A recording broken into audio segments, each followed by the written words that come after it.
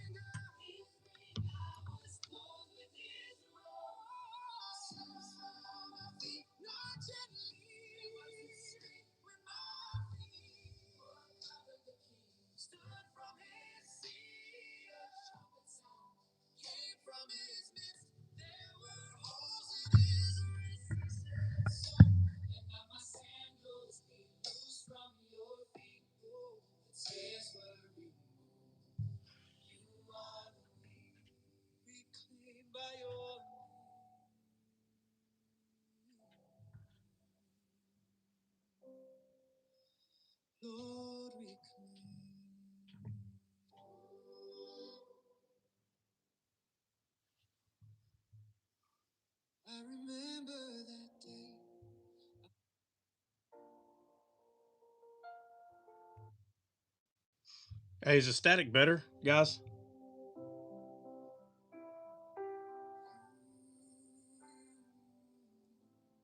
Can y'all hear me or what? Yeah, it's better. As soon as we come up on the panel, it goes away, but in the chat, you can hear it. Yeah. Yeah. So, chosen. No, I hear it still. You hear static? In the chat, yeah, they're going to hear it because I heard it before I came up. But once we're on the panel, it's gone. Well, it's gone for y'all. But if the people in the chat still hear it, you know. So in YouTube, it's fine.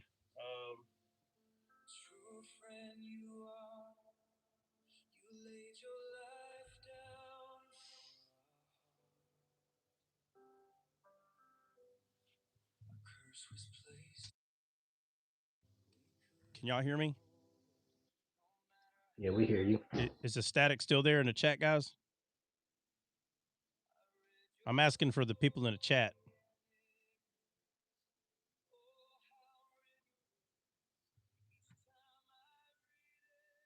Okay, Chosen. A lot of people are saying no. For some reason, you hear it, but other people in the chat don't. I just need to know, does anybody else hear static in the chat? So don't say no. I just need people to put yes if they hear it. I'll go to TikTok and find out. Okay, Connie, yeah, can you do that? Not as bad. So Dustin hears it a little bit too. Is that because we came up? Yeah, so once you go up, it doesn't What? take the static away. It just takes the static away from you. But Yeah, yeah. I so know that. yeah, I yeah. So recognize that, yeah. but Well, I'm just saying that's what I'm saying. The people in the chat though, no, why does it do that? I have no What idea. the? Sorry, I'm It's all thinking right. more audio Yeah, than. come back. Like, Yeah, chosen, the heck? chosen. Leave the room. Matter of fact, chosen. Leave the room. Like swipe out of TikTok and come all the way back in the TikTok. Uh, Mike, it's for people on TikTok. They hear static. There's no way it could just be him if we all heard it, though. No, he has to hear it. He hears it louder, is what I think. That one guy Oh, says, okay. I hear it very light, but it is a bit static. That has to be your mic. Um, Just try to, or just unplug it and put it back in.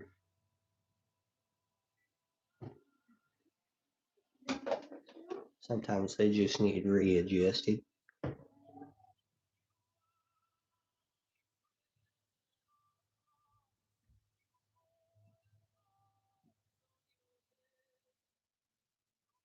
don't know. How's that sound?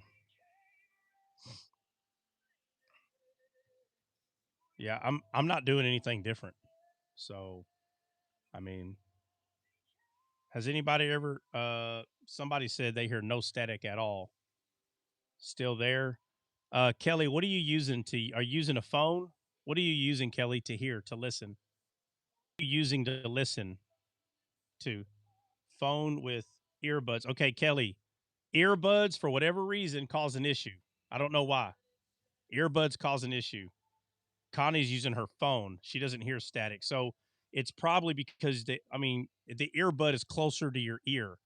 So you're going to pick up imperfections, but someone on their phone, they're not going to pick them up as easy. But headphones, earbuds. So let me ask is put a one in the chat if you're using some sort of headphones or earbuds.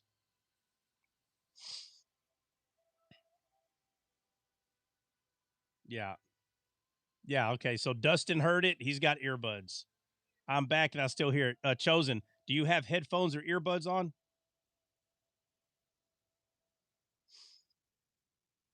No? What are you using to listen? Chosen, what are you using as a speaker to listen? Your cell phone? See, it's a 50-50.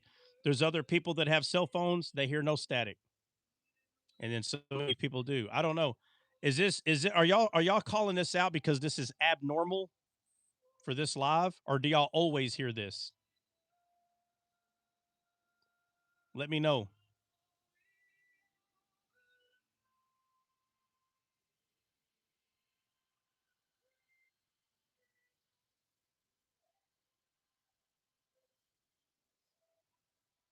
Abnormal, not always. Guys, is this normal for this live to hear static and you're just saying something about it, or is it not normal? It's just today that I'm hearing it. Sounds normal to me. I have auxiliary in my truck. Okay.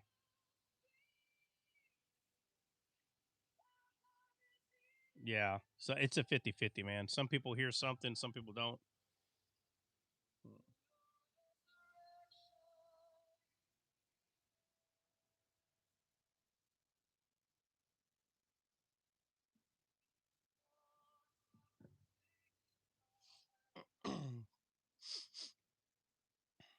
Sounds normal to me.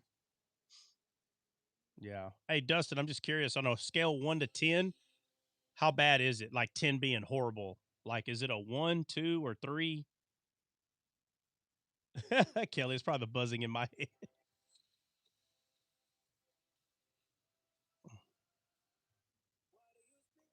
A 4? Wow. Let me see. Oh. Uh,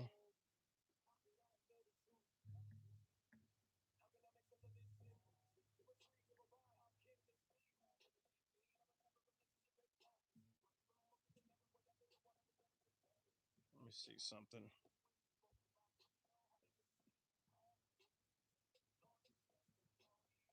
None of that is power. Oh, it could be this.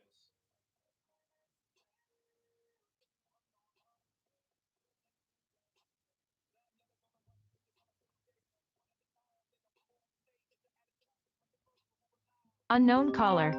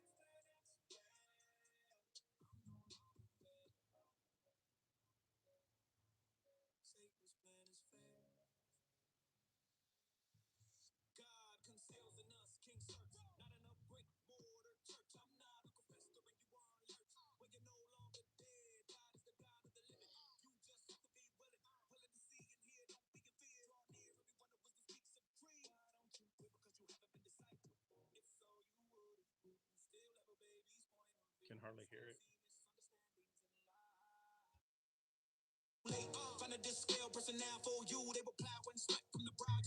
Is that better, Mike?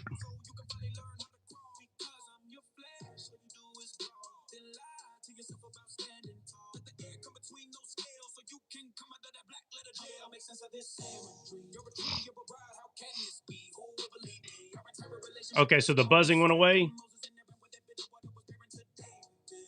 Much better. I know what it was. What about What was it? hold on, before I tell you what it was. What about Chosen? Chosen, you still in here?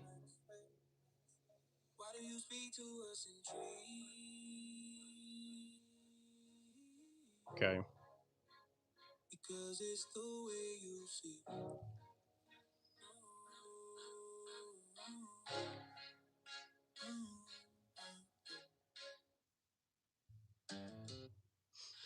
Even as one of your teachers a believer, I get surprised by you. How do I get caught off guard? I'm one of your saints. This is not a complaint, it's just so unpredictable. Habibi, what's going on, man? Hey, somebody get Chosen back in here. I don't think he's in here. Get him back in here and ask him if he hears the buzzing. Because so far nobody else hears it.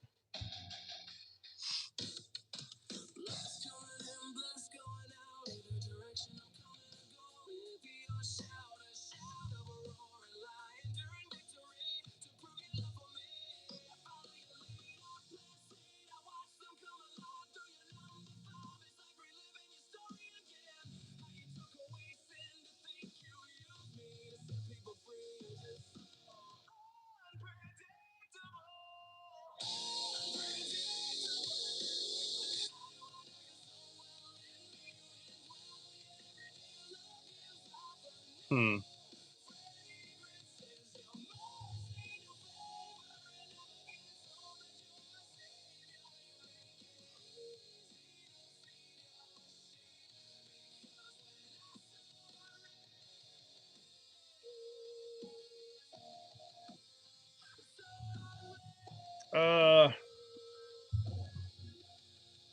Working on some technical.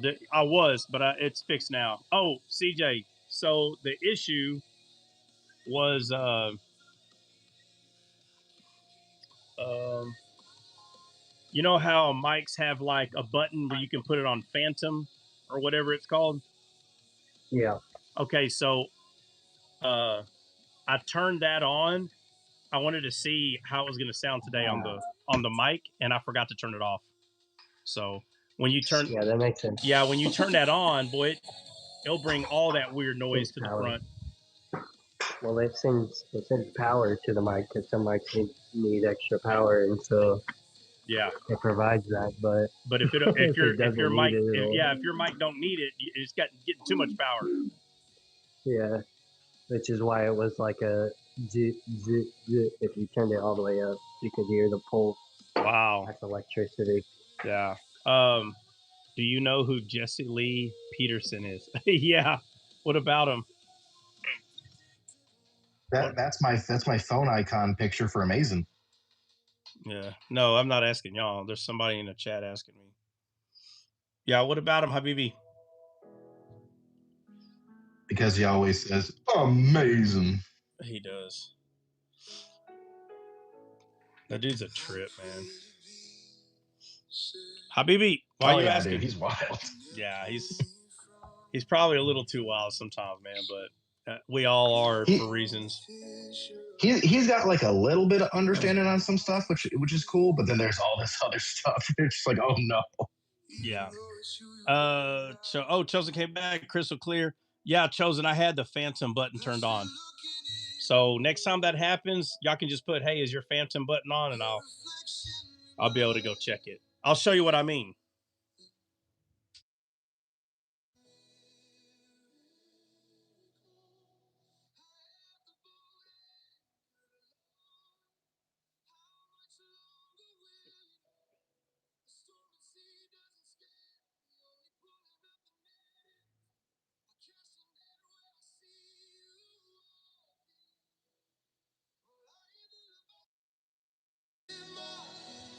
It should have came back for some of y'all.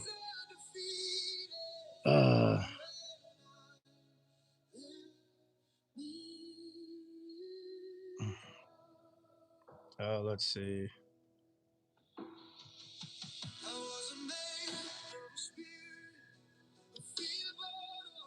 VBN, but I talked to him yesterday on his call show. What? What'd you talk to him about? BB? Oh no. I don't know. That's what he said. I don't know. All right, entertain us, man. What'd you talk to him about, bro?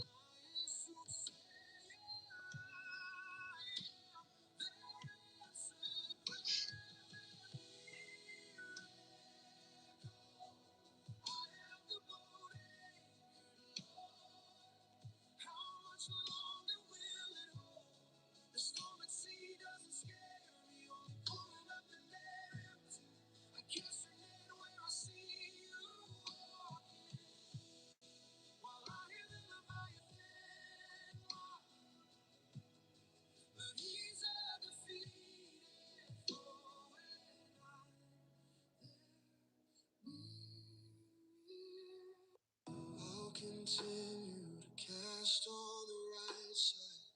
That's where they cry. That's where they turn aside. That's where they redefine. That's where they become your bride. That's where they became a miracle. I have the boat anchored low.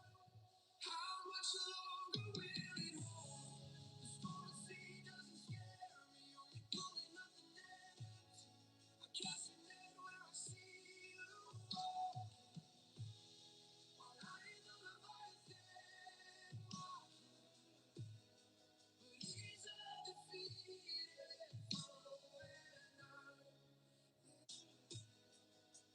I have no idea what just happened.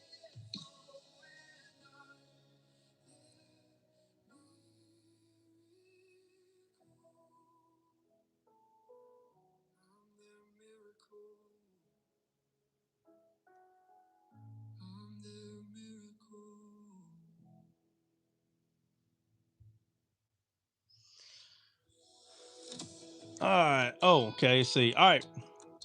He said, well, he's as crazy as ever. I was on hold for 30 minutes. He talked to me for 2 minutes because I wouldn't play his. You wouldn't play his game, huh? Play his game. I told him I didn't agree with him, and he asked me if I forgiven something. I don't know. Yeah. So what'd you go on? What'd you talk to him about? What was the purpose of you going there? Like, just give me the title or whatever.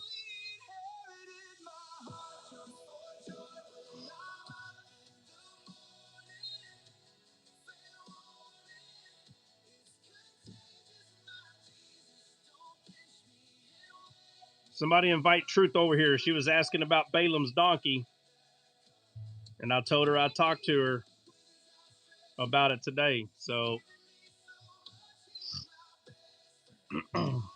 somebody sent her an invite, or I'll send her an invite too.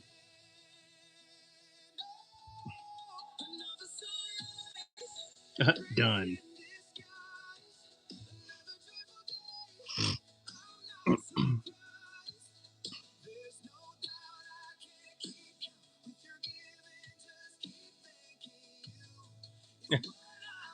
Y'all gonna get me talking? Y'all want me to talk ghetto again today, man? Say less. Say less. Say less. Y'all all right, let's see. You got to be universal with your language. You got to be universal. Yeah, I mean, it's. I lived in a lot of countries. I know about universal, but picking up every dialect regarding lingo and slang is too much. It's too much. Yeah, but you know what? When you have teenagers, it just happens. Nah, I'm gonna be elbowing. You gotta understand what they're saying. So you just learn it naturally. I'm just gonna call one of y'all and be like, "Hey, she said, I'll put my kid on the phone." She said, "Deputo, potato, lavado." What does that mean? That means get out of the house. Get out of the house now. Oh.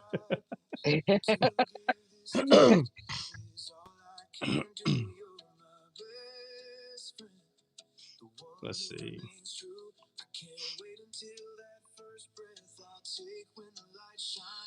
I don't know if you. He always asks people if they've forgiven their mothers, and that's all he tried to do. Nah, BB, no. Y'all were talking about something, bro. You didn't just go on a show and he's like, have you forgiven your mother? No. Unknown caller. No.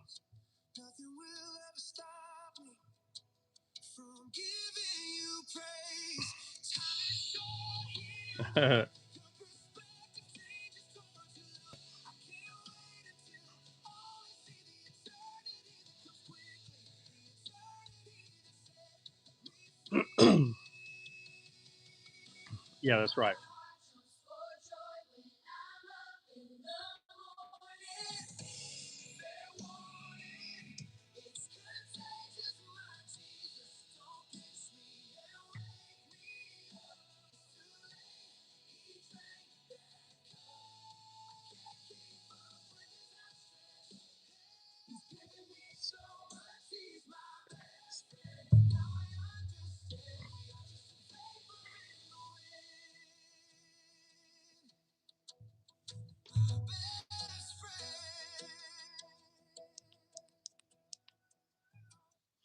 All right, then. Let's check it out.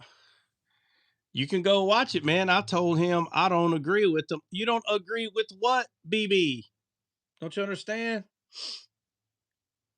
You're not telling me nothing. What was the topic? You don't agree with what? He started asking me about my mother. I told him I don't know what he was asking. Hey, I tell you what, if you're confused, me watching it ain't gonna do nothing. I'm gonna be confused too because I don't have no idea what you're talking about. So me going over there and listening, I'm still gonna be confused, man.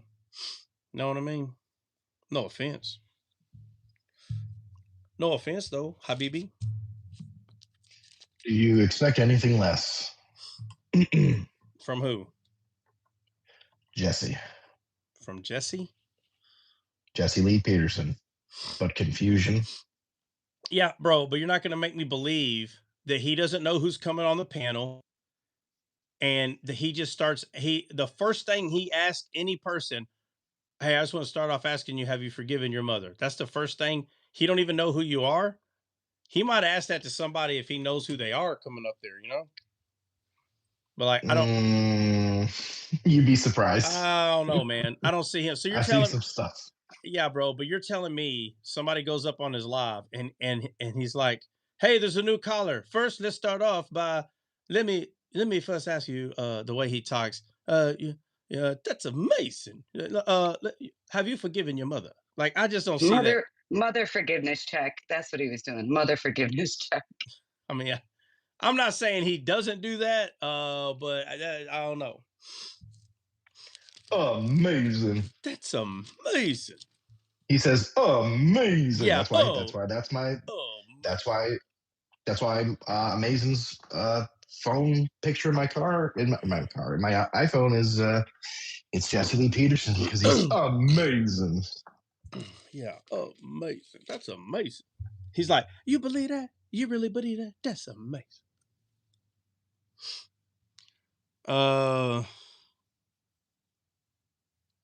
He'll try to. That's why I think that's the part that you may like or may not like. I'm not sure, but he's like, no, I don't agree with that. I think you're stupid.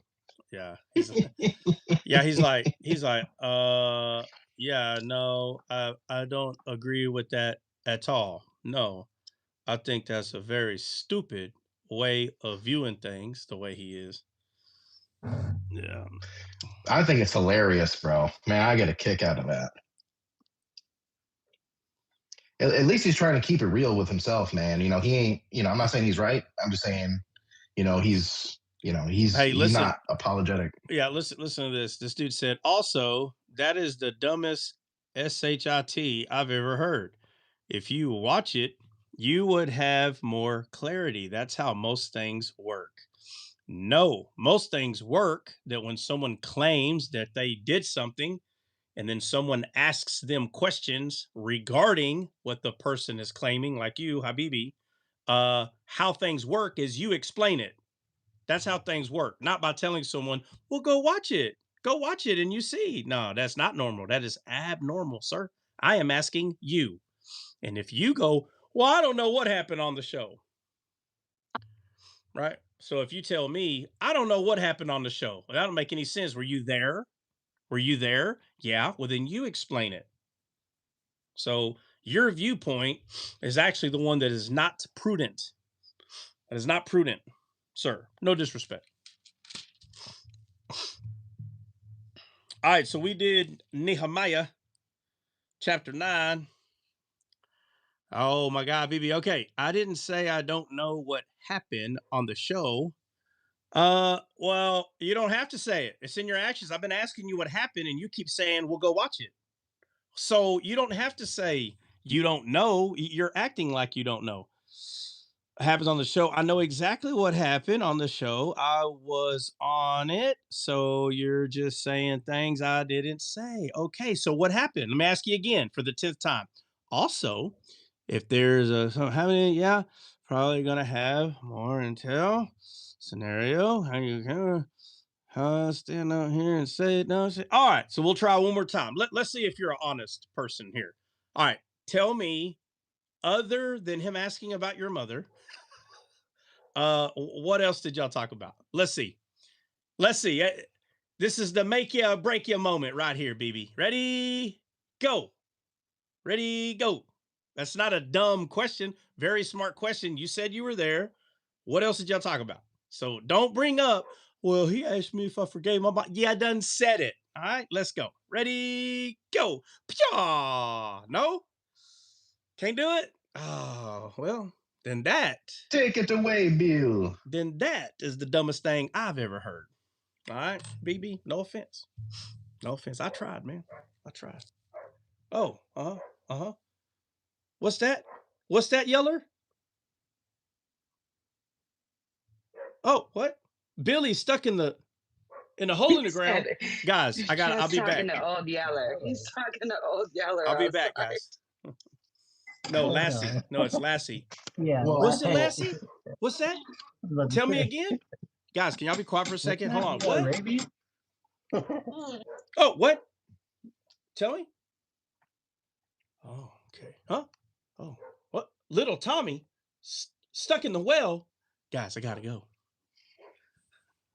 bro, first of all, that would be a amateur at best thing from Billy Madison, or if you actually are quoting the other, I don't know, but that was a Billy Madison quote for sure. Billy Madison got it from Lassie, silly. I know, that's why I named both, didn't I? No, you said Old Yeller. I said Billy Madison, or if you're quoting Old Yeller. But it's not Old Yeller. It's Lassie. Is it Lassie? Yes. Yeah, I guess that is, you're right. Oh, my goodness. Yes. Well, you know what I meant. You know what I meant. No, I do not know what you meant, sir. Yes, you do know what I meant because No. you were able to correct me and say what I was meaning. No, I didn't know what you meant. I knew you were talking about dogs, but I didn't know what you meant. I know what I meant. Okay, here we go. All right, BB, ready? Hold on, before I read it. All right, let's see. How much longer? Okay, I'll tell you once again. All right, even though I've already told you. Introductions. Look at this. I told him I don't agree with anything. He says, look at this. He says it instantly started. You don't agree with what? Oh my God, Bubba, what is wrong with you? I would not answer a question. What question? What question, bro? You're not telling me nothing. You said you already told me. You're lying. What question other than your mother did he ask you?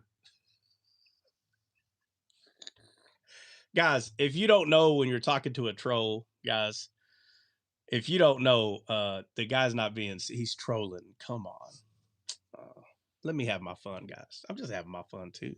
I'm just letting the troll know that I know you're trolling, and I'm trolling you back. So what's fun when you're trolling a troll is the troll really thinks that they're getting to you. But when you tell them, I know you're trolling, right? After you made them believe they're getting to you, it takes the fun away, right? Because, like, for instance, like if one of y'all went live and I made a fake account and I went in there trolling and I went in there trolling you and you're like, hey man, don't talk to me like that. And I'm like, and you're like, by the way, I know you're a troll and I know you're trolling, which means everything I said was said on purpose because I already know.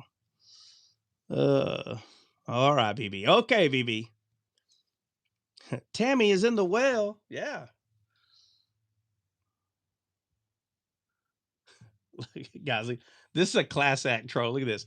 I'm not trolling. What I said to him verbatim is, I don't agree with anything you have to say. Oh, man. All right, BB. All right. All right. Okay, there you go. Everything Harris. that he's ever said. All right, let's Ever. see. Okay. Harris, what's going on, man? Audio working? For the most part, yeah, audio is working. But that channel, the one that you helped me unlock, I still can't get the music to play in both. So I'm probably gonna have to get one of those. I think it's an LXR cable. I have it written down, but I'm probably gonna have to get one of those. But I have that channel opened up, which I think I'm gonna need it though. You know what I mean? Once I plug in that cable in there. But thank you. Yeah, this guy's the one that helped me find an extra channel on my Dilio right here. Yeah, today we're gonna be talking about Balaam's donkey, Harris. I don't know if you got the stomach for it, bro. But if you got a few minutes, just listen in, because we definitely we go through shadows of Christ in the Old Testament, and today is gonna be a very odd one. Let me see. Truth, you in here? Let's go. Somebody drop for Truth so she can come up because she's the one that had the question. the other day. Come on. Come on down then. Let's see. Where you at? There she be.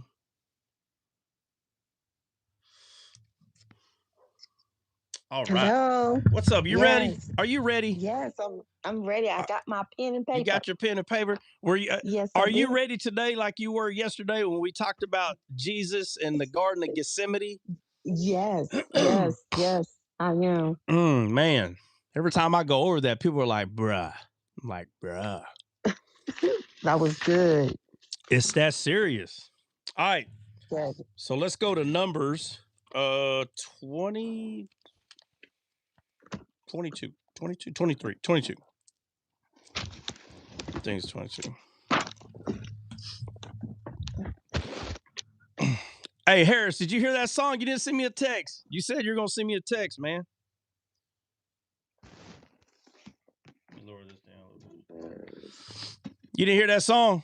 Or he already left already, probably. I don't know. Let's see.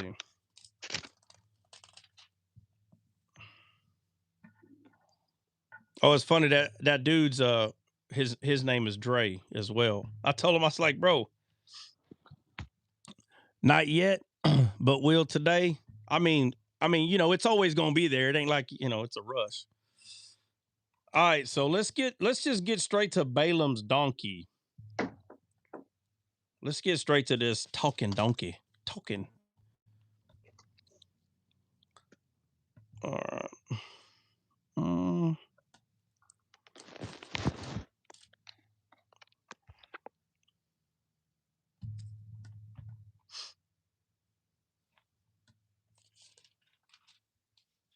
Verse 21. Hold on. What chapter you at? 22. 22. Numbers 22. Oh, I skipped a whole page.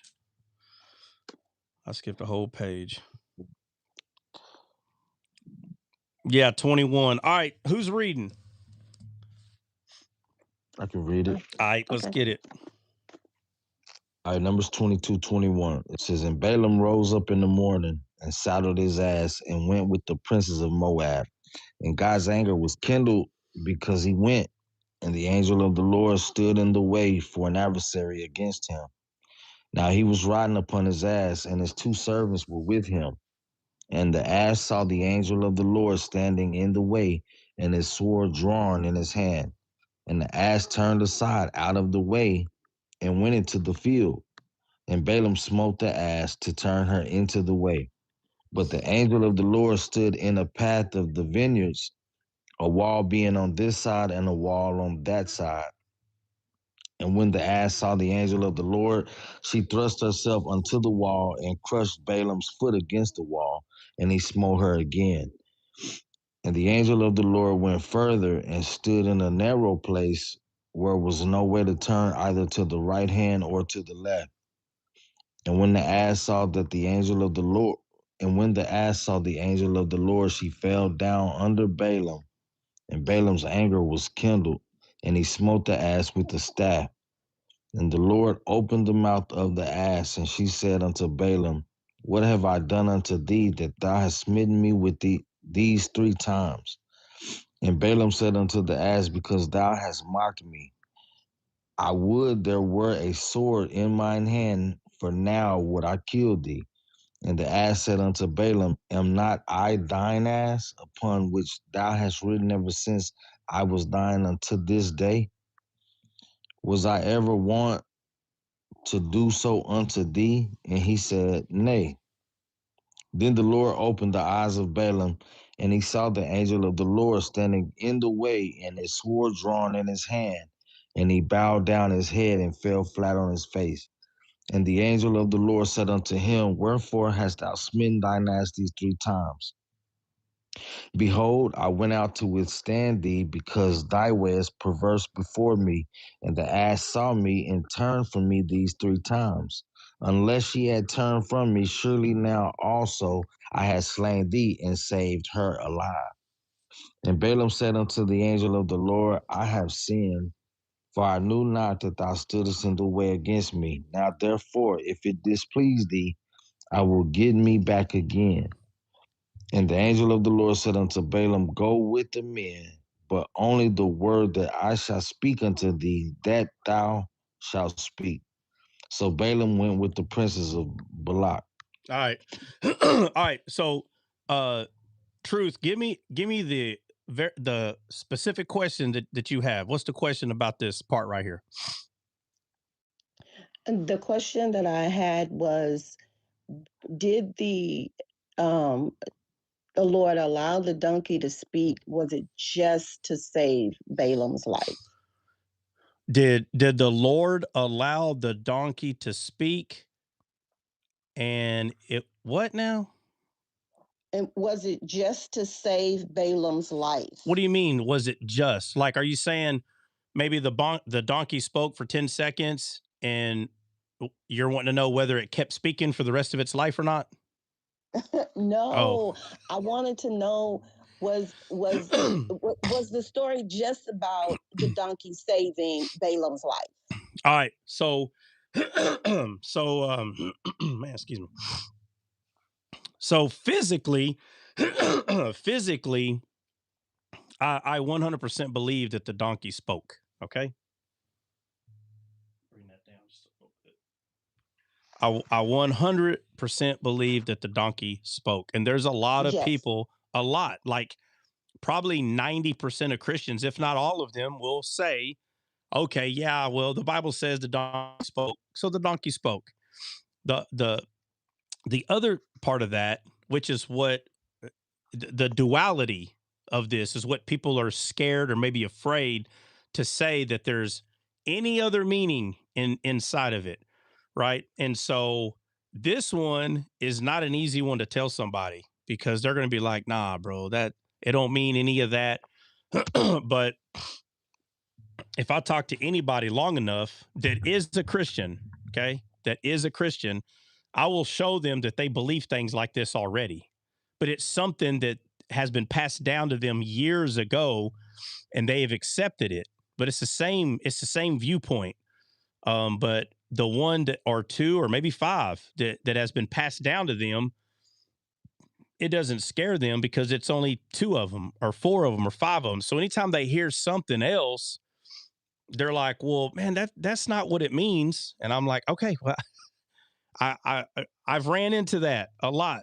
This doesn't mean that, or this doesn't mean this, but the Bible will tell you what itself is saying. It will. Okay. So before we go over the donkey, right? So the question you're asking, let me write the question down, because we'll go back over it after we're done. But the question is, did the donkey do this to save Balaam's life, right? And was that all the story was really about? Yeah. Yeah. Okay. Let me write this down. So God allowed the donkey to speak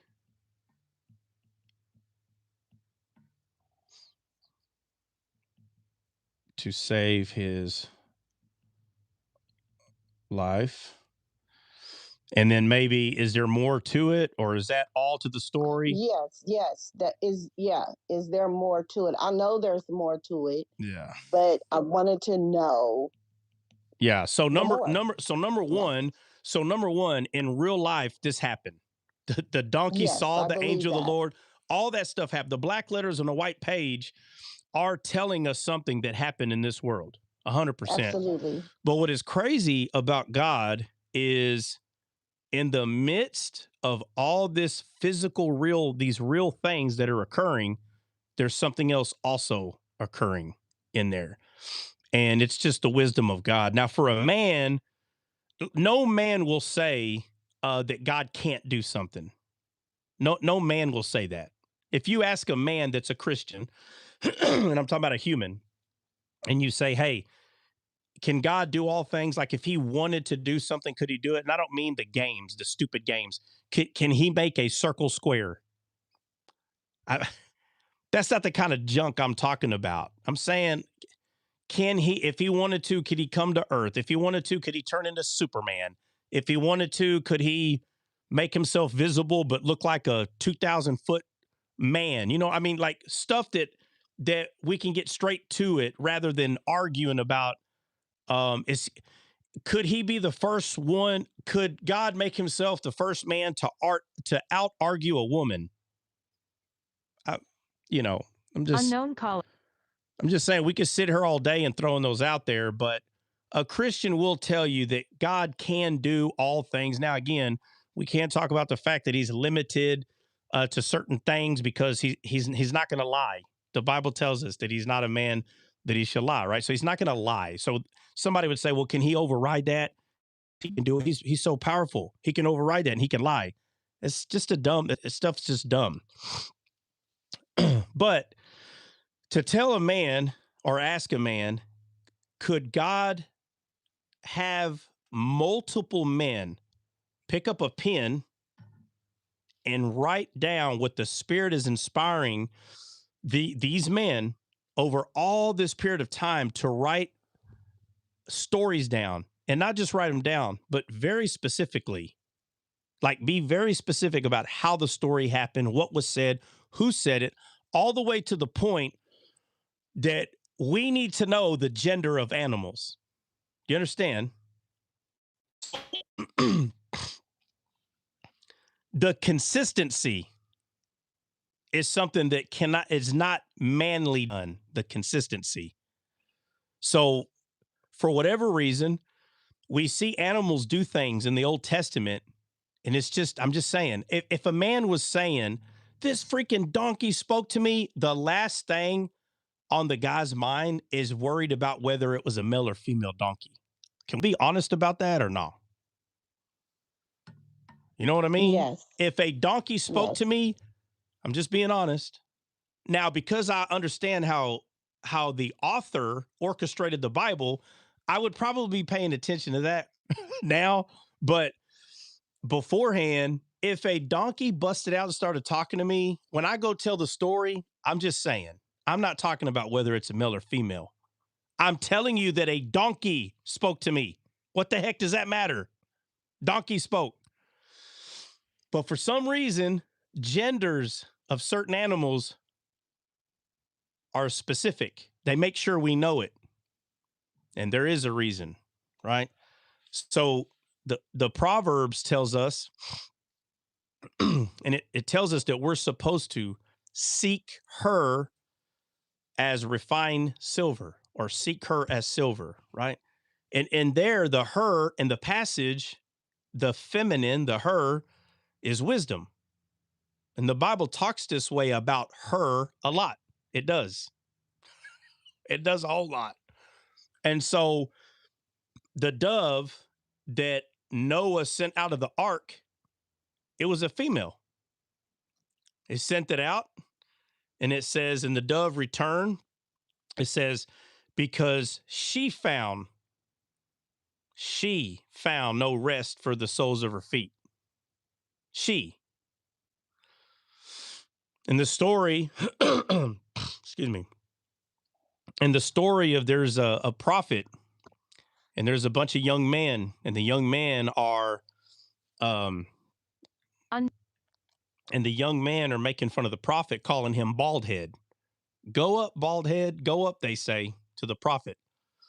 And it says that bears came out of the woods and unalived them. Have you heard that before, Truth? Yes, I have. Yeah. Did you know there are female bears? No, I did not know they were female bears. Yeah. How many times have you probably heard that story, maybe, if you were to guess? I've heard it several times. Several times. Why would you think this would be the first time that someone would point out the bears were female? Because there's more to the story. Right, which means the people And that they didn't. I was just going to say the people previously, they don't see it as any importance, the gender. Yes. You see, it's very important. Very important. That's why Jesus said, for those that have ears to hear, let them hear. He wasn't talking about the paddles on the side of our head, right? That's not kind of hearing he's talking about. Right. Well, why would he tell someone, oh, well, if you have ears to hear, hear? They learned about hearing when they were 3, 4 years old, like started talking. They knew what hearing. Jesus did not come here from heaven to show us how to use our freaking physical hearing. We already knew how to do that. So he's talking about a different kind of hearing. But I'm trying to show you in this very, according to this world, is very odd that you see these things happening in the Bible, and it's different people writing these stories.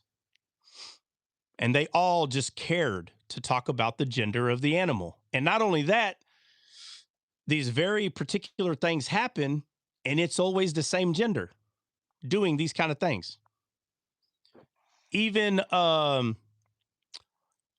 King Saul, before David became king, King Saul, it talks about he went looking for his father's asses. And if I went through all of that, it would trip you out. What other things that are being said there? But he went looking for his father's asses, and they were female asses, female donkeys. Again, King right? Saul?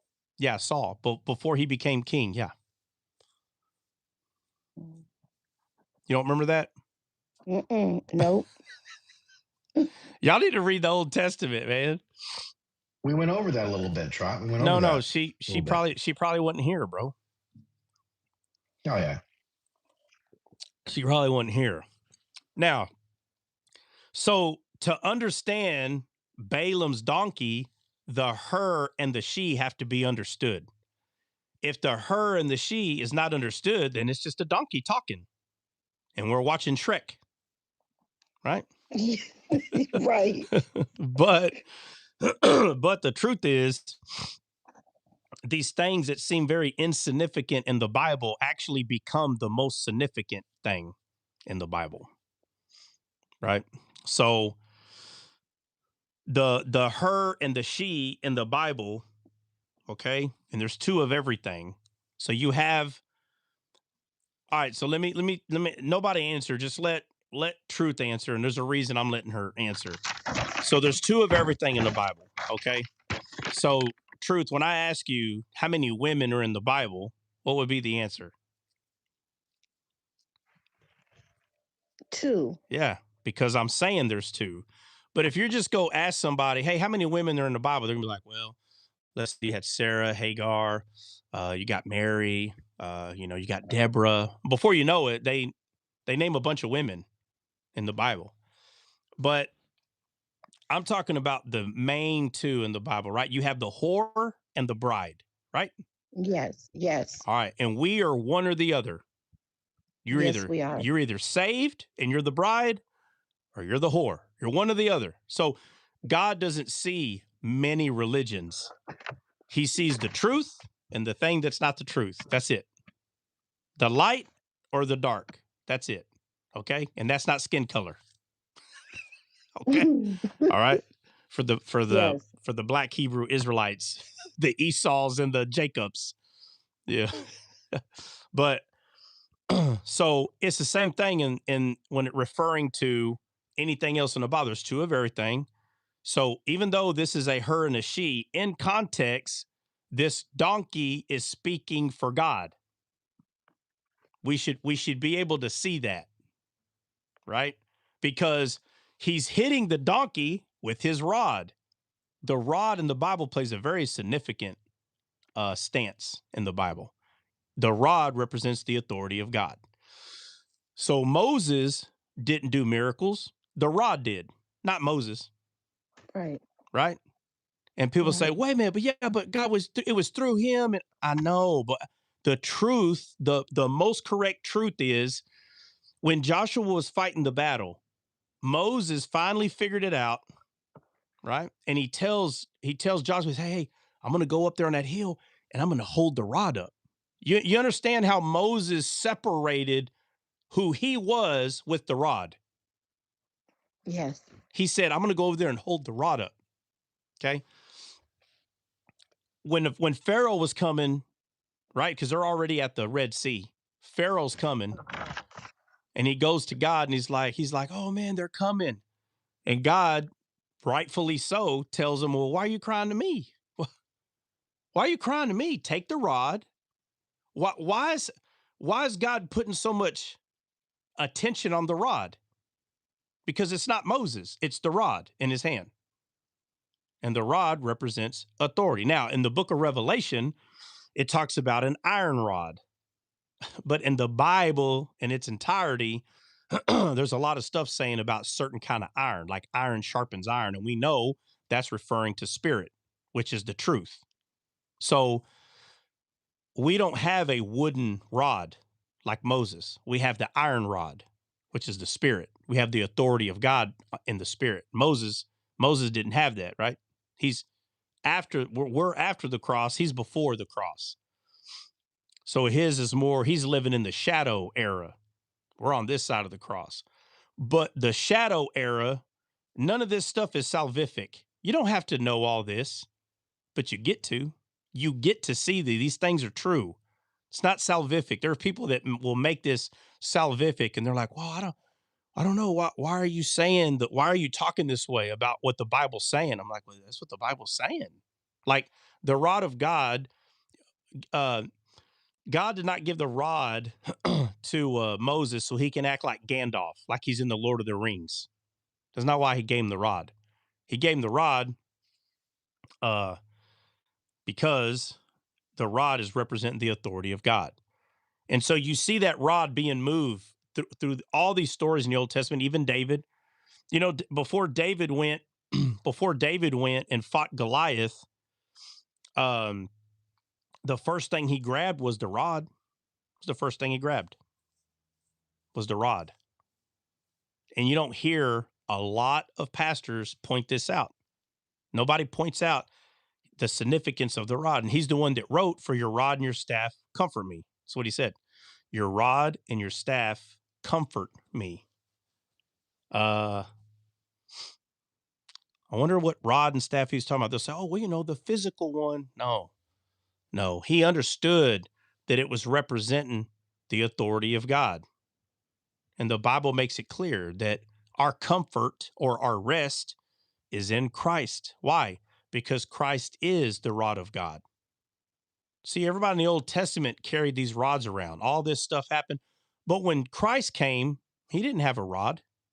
He had an iron rod. I mean, he didn't have a physical rod. He had an iron rod, which is the Spirit of God. You understand? So he wasn't holding a rod. He was the rod. He was the authority of God. And now that we have Christ in us, we are the authority of God because of him. Not because of us, because of him. Moses didn't do miracles. It was the rod that did miracles. But what this shows is we have to take something from God. God's given us something, but we have to take it. That's what it is showing. It is not showing us that God can use anything in this world to help you. That's not what that's trying to tell us.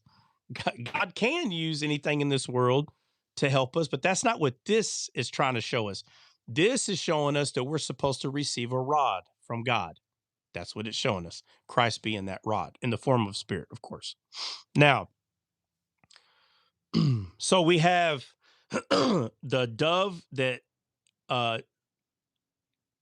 that Noah sent out of the ark. He sent the dove out 3 times. Okay. You have the she bears that came out of the woods and mauled these young men. You have Saul went looking. This is right before he met the prophet, by the way.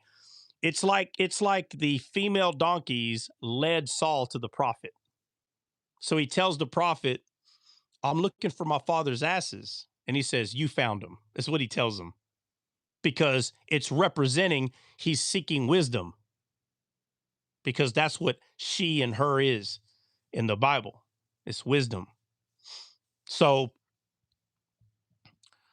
and on throughout the Bible, we see this very odd way of like how God uses animals to show us something. In this specific story, Balaam, again, it's a female. The animal happens to be female. So if you can at least acknowledge, right, that this her and she that is speaking to Balaam is wisdom, right? Out of all the attributes of the Spirit, whether it's might, right? You have the spirit of might, the spirit of understanding, the spirit of knowledge. Well, one of them is the spirit of wisdom. So clearly, this is the spirit of wisdom. You understand, Truth? Yes, clearly. Yeah, Yes. clearly, because wisdom is the her that we're supposed to seek. Mm-hmm. And right now, just like the rest of the hers and she's, it's just a donkey this time. So, and I'm going over this real quick just to get to the point because it is important. But when Jesus entered into Jerusalem, he did it on a female donkey. Do you know that? I did not know that the donkey was female. It was female, the one he was riding. So can you see how consistent this is? Yes. Okay, Most definitely. now the female has her colt with her. So he's got the female has a colt, which is a boy, like a baby boy donkey. Okay? Because Jesus was riding the shadow, you understand? He's bringing the shadow he's taking the shadow, right? The truth of the shadows, and he's bringing it with this colt, which is a baby, right? Mm.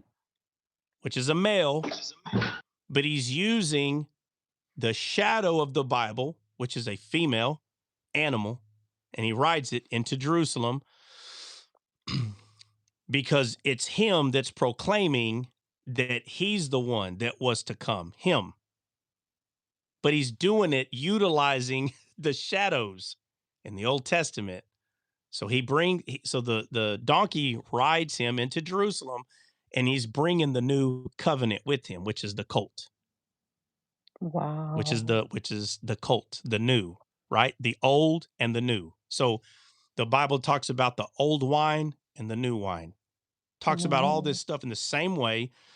And he says, hey, he tells the disciples, hey, you will find an ass, and make sure, tell him, and he says, tell him that the Lord has need of it. And the what was that? And it said that the colt came with the female, came with the mother. Can y'all hear us? Can y'all hear me? Lost you there. You got to repeat the last 30 seconds. My bad. My bad. Can y'all hear me in the chat? I'm asking the chat. Can y'all hear me in the chat? Yeah, okay. My bad.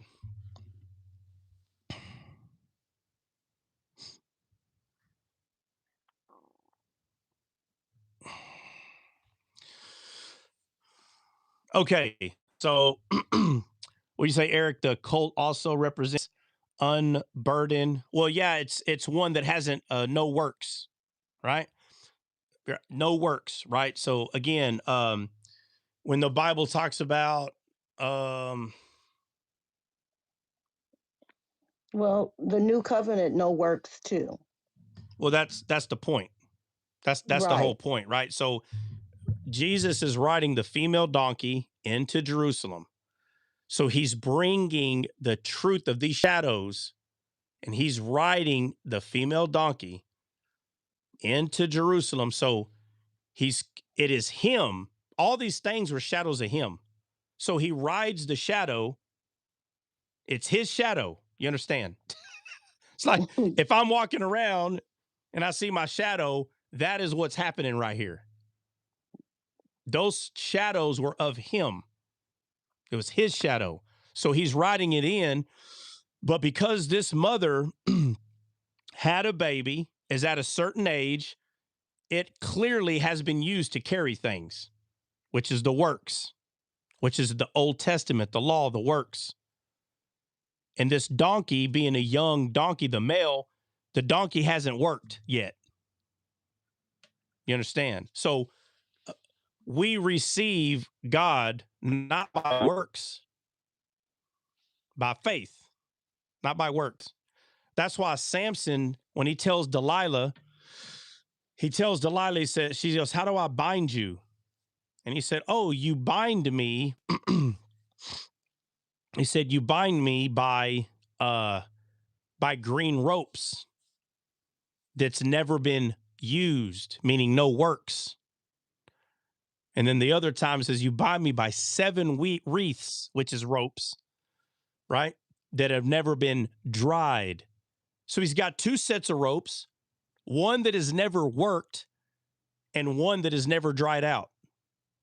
Both of these things are talking about perfect faith. That's what it's talking about. And Samson being a shadow of Christ, right? A shadow of Christ, we bind him, but we don't bind him by works. And you cannot bind him if you're dried up, meaning you don't have living water. Unknown caller.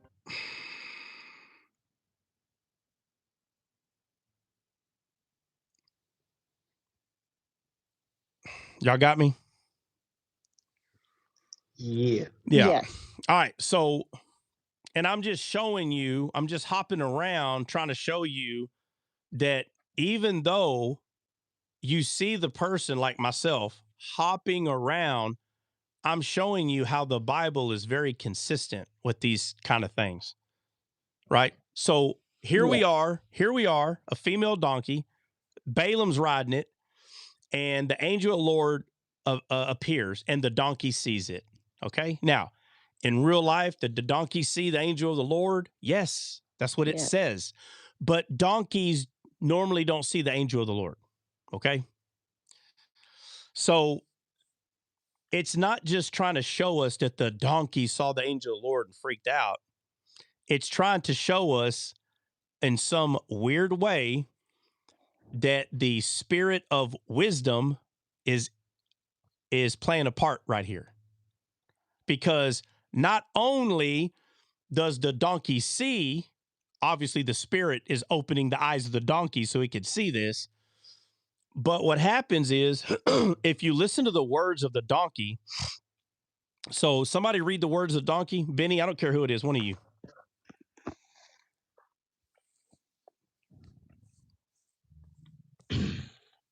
This is, and the Lord opened the mouth of the ass, and she said unto Balaam, what have I done unto thee that thou hast smitten me these 3 times? And Balaam said unto the ass, because thou hast mocked me, I would there were a sword in my hand, for now I would kill thee. And the ass said unto Balaam, am not I thine ass upon which thou hast ridden ever since I was dying unto this day? Was I ever wont to do so unto thee? And he said, nay. Then the Lord opened the eyes of Balaam, and he saw the angel of the Lord standing in the way. But if you listen to the words, of the donkey, you really think a donkey can formulate these words? Like, you think a donkey's that smart to say, hey, man, I've been with you this whole time. Have I ever acted like this? You understand? People think that a donkey thinks like a human and like it has reasoning. The Bible says that horses and donkeys are animals and they have no understanding. That's what the Bible says. They don't have understanding. They don't reason like us. A donkey doesn't get hit and thinks to itself, man, why are you hitting me? I ain't never. It's just going to react to instinct. Like, okay, I'm not going over there. You know, again, I'm using English words. Okay. But it knows I ain't going over there because every time I go over there, he hits me. That's what a donkey understands. But this specific donkey right here happens to be a female. It says the Lord opened the mouth of the donkey, which again, female, wisdom. That's the wisdom of the Lord. And the donkey is like, hey, have I ever done this? So then why are you hitting me? Literally, the donkey at this moment sounds more wise than Balaam. It's making sense. So again, this is wisdom speaking. Wisdom. That's what's speaking here. But it says that Balaam was striking the donkey with his rod. Again, in the Bible, the rod is authority. Every man has one. And whether that rod, which is your authority, which is the dominion in this world, from the very beginning, the Bible talks about that God gave us dominion in this world. He gave us dominion. And every man has dominion in this world. When Moses went to Pharaoh, he had a rod. Pharaoh didn't stand up with his rod and come to Moses. He had his Magi do it. So his Magi grabs their rods and they go meet Moses. So now what you have, if you could visualize this, you had God on one side. I mean, just picture God, big God, and then you got Satan over here, and in front of them is their champion. You understand? So Moses and the Magi are holding rods, and Satan and God are back here watching. You with me? Truth? Yes. All right. Why is that important? Because rods in the Bible are authority. So to understand what is happening with this story of Balaam, and again, I'm talking about further than just the fact that Balaam the donkey did save Balaam's life. Clearly. I mean, it's a no-brainer. That's what happened. But the rod, right, which is man's dominion, the fact the donkey was a female, right? And the way that the donkey is speaking to him, you little by little, you can line it up to say, okay, I get it. I get what's going on in the entirety of the Bible, right?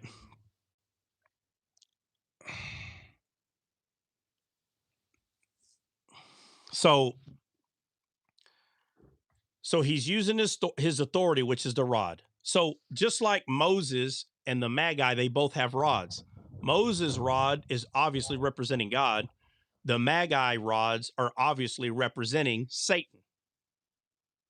So for Balaam to be using his rod, now in real life, Balaam had a rod. It says it. It says he hit the donkey with it. But what else it's saying is he was using his authority to basically to hit the spirit, okay? To quench the spirit. You understand? Mm-hmm. Yes. All right. So he's saying, I know you're leading me over here, but I'm the one that has authority in this world, and I'm gonna do what I want. And the donkey's saying, have I ever did something like you're mad at me, but have I ever led you wrong before? It's no different than God is trying to show you a way, and you're like, no, because your flesh, you're wanting to do what you want to do. Now, listen, or let me back up. But your flesh is having a desire, and you're allowing your soul to come into agreement with that desire. Excuse me. So now the spirit is like, hey, we need you to come over here. But instead, he takes his rod and he hits wisdom. Right. It's like when Moses took his rod when he wasn't supposed to hit the rock Jesus, but he did. Yeah, he was supposed to speak. Right. But he didn't. He hit it, right? Now for Moses, that would be Moses understanding earning the water, right? You tell someone they have to hit something to get water, and then later on you say, hey, don't hit it no more, just talk to it. That's not something to believe very easily. Right? If you were to just think to yourself, if someone said to you, hey, if you go hit that rock over there, water will come out of it. What? Nuh-uh. Pow, and water comes out of it. And then a few days later, they're like, hey, see that rock? You're like, oh, I know what to do. And you start running with your rod. They're like, hey, what? Hey, this time don't hit it. Speak to it. Speak to it. I already know what works. So you go over there and you're like, give me water. And it don't give you water. So 5 seconds later, like, man, the heck with this. Pow! Give me my water. Because I already know it's going to work. Right. Okay.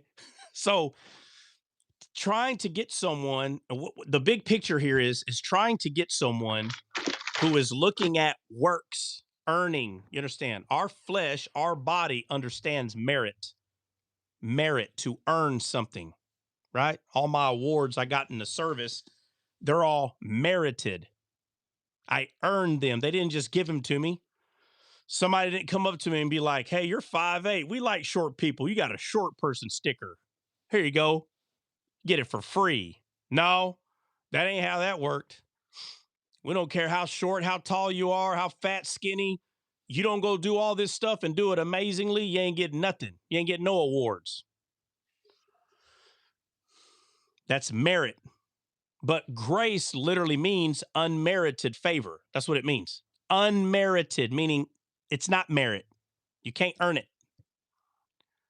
But if you tell a man, a fallen man, hey, go hit that rock, he already understands earning. Go hit that rock, and he hits it. Bam. And then you tell him later, go speak to it, which is use faith.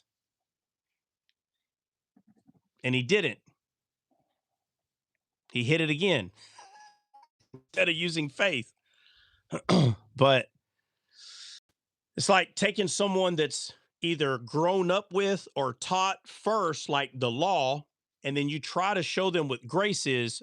A lot of times they'll keep trying to go back to the law because it's hard to believe that these things are by faith. It's hard. It's hard for the flesh to believe that because the flesh understands merit. It understands it. That's why I always tell people, I don't care who your friends are.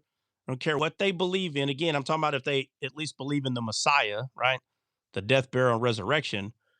But if you have a friend that's having an issue with like legalism or they're like real fascinated by the law or whatever, if you do not know how to be a doer of the law, if you don't know how to do that, a doer of the law is love. That's what a doer of the law is. It's love, right? And Right. how do you love people? You forgive them. See, the law doesn't know how to forgive. So the doer, being a doer of the law, is not the law. The law lacked forgiveness. The law doesn't forgive. The law breaks. It doesn't bend. If you break the law, not bend it, the law don't bend. You didn't almost break it. No. You either broke it or you didn't. And if you did, you died. Real simple. So being a doer of the law is loving people. And how do you love people? Forgiveness. That's love. Because in order for you to forgive them, they had to have done something that required forgiveness. And love is when you're giving it to someone that don't deserve it. That's love. And the law can't do that. So the law the law is in lack. It's not perfect or completed. It's in lack. It's lacking.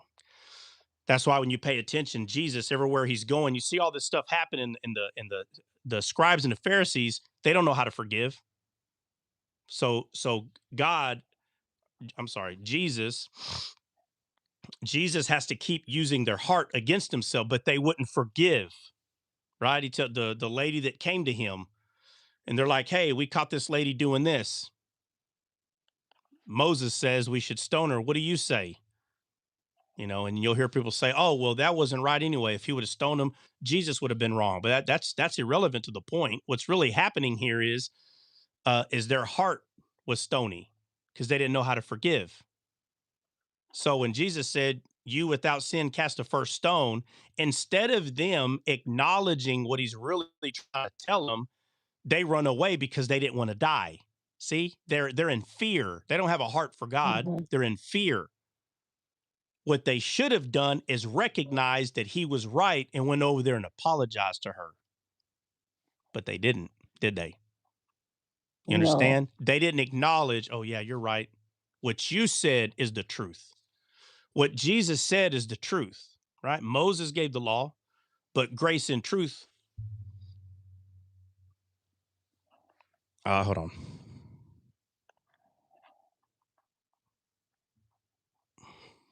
Moses gave the law, but grace and truth came through Christ. Truth is on one side. Moses didn't give the law and truth. He gave the law.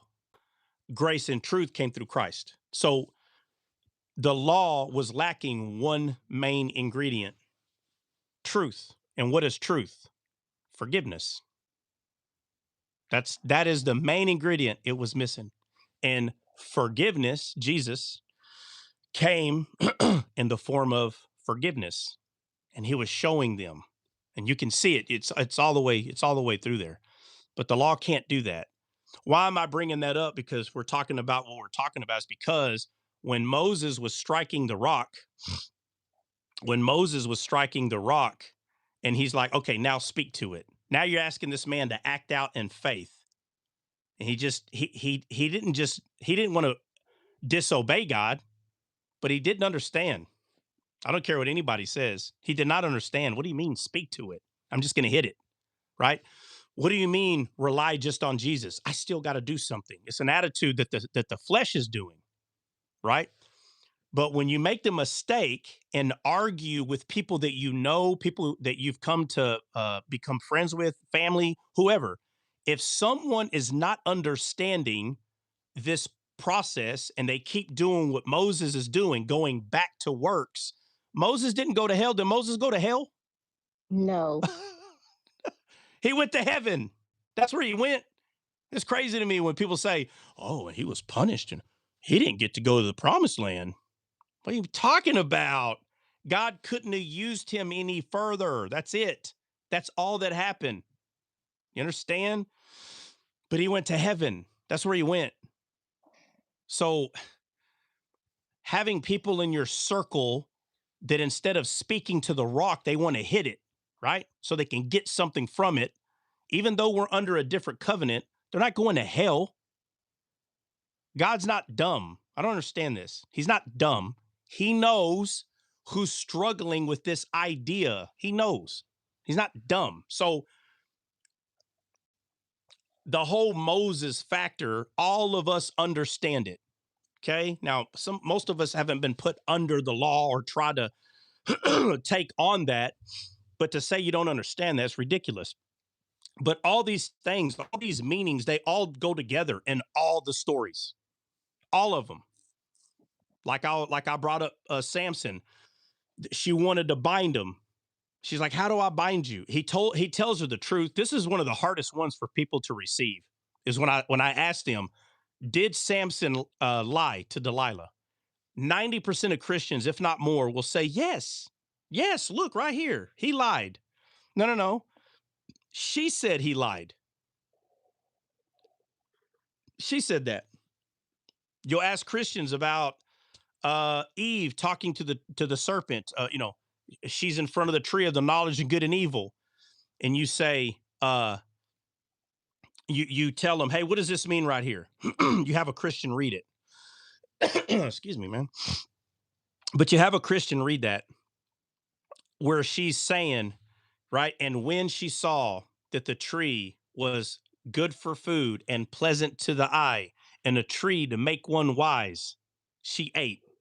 And you ask, what's happening here? 90% of Christians will tell you, well, she saw that the tree was good and it was pleasant to the eye, it was good for food, and one to make her wise. They'll come into agreement on what it's saying, but they miss that she is saying this. This is Eve saying that the tree is good. Well, the Bible tells us in the New Testament that she was deceived. But yet 90% of Christians will not see it as her saying that as she's been deceived, like as she's not in deception. She's in deception. She was deceived. So she ate of it after she was deceived, not before. Right. So when she said, oh, look, it's a tree, good for food, pleasant to the eyes, and one to make one wise, right there is when she ate. Doesn't that mean she was deceived then? The way she was seeing? Or not? Right. No, yes, it is. She was deceived. Okay, so, Mhm. but notice it doesn't look like she's deceived. I'm telling you, I've done this so many times. You tell Christians, read that right there. What's happening? Oh, well, it says the tree's good for food. They're looking at this scripture as though God is telling us that the tree is good. No. It's her viewpoint. God's not saying this tree was good for food and pleasant to the eyes, one to make one wise. That's not God telling us. Why am I saying that? Because to read it that way is a lie. So when when Delilah says to Samson, you lied to me these 3 times, is Samson a believer in God? Is Delilah a believer in God? No. No, she's a Gentile. So if a Gentile in the Bible says, talking to a righteous, well, I don't want to say righteous, but he was under the vow of the Nazarite. So I can say an upright man, okay? But if a Gentile woman tells an upright man that he's a liar, does that mean she's telling the truth? No. Right? Now, we can say maybe, but one thing I'm not going to do is just automatically believe she's telling the truth. Exactly. I'm not going to automatically believe that. Why? Because she's a Gentile. She doesn't know God. Samson does. So, but she calls Samson a liar. And with these eyes, if we only see the story the way Delilah sees the story, then you will come into agreement that Samson lied. The truth is, our God is a God of parables. Samson told parables, riddles, and he told her riddles as well.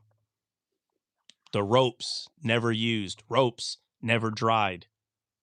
That's parabolic language throughout the whole Bible.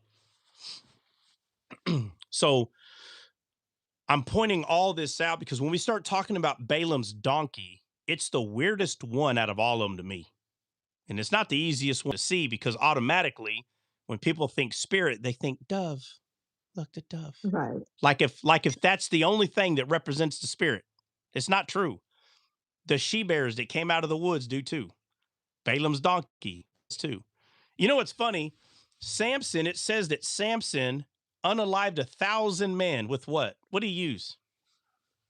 A rod? No. A bone, A jawbone of an a ass. jawbone. Yeah, but it was a jawbone of an ass, of a donkey. Yes, jawbone of an ass. Out of all the freaking things he could have used, it's a jawbone of an ass, like an ass's mouth. Do we think it was a woman? Unknown caller. Do what now? She wants to know if it was a she-ass. It was a she-ass. Matter of fact, I can't remember if it describes it as feminine or not. But the other part of this is, like when it comes to like looking up words and stuff like that, what I have learned is not all the words are the same, but yet they're used in the same context. You understand? So like, let's say if this one doesn't tell us if it's male or female, it's how it's used is what matters. How it's used. It was used to slay. Isn't the word of God used to slay? Can y'all hear me? Yes. Yeah. It's used Yes, to slay. Yeah. it So is. it even says when Christ returns, it says he's going to return with what?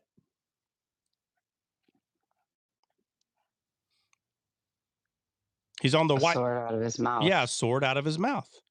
Because the word slays. It's a weapon. Here, it's a jawbone. It's a jawbone of an ass. Somebody go look up the word ass there. And see if it comes back male or female. Honestly, it doesn't matter. Some people say, "Oh, I thought you said first of all the thing's not alive anymore." Okay, it's just the jaw. Okay, but what you have to understand is he's using a mouth, a jaw, and if you go study the jawbone of the ass, if you go study it in Hebrew, it literally means fresh and bloody. It wasn't dried up. Yeah, it's saying it's a male. It's a male. Uh-huh. Yeah, but notice that it's not, how does it describe it?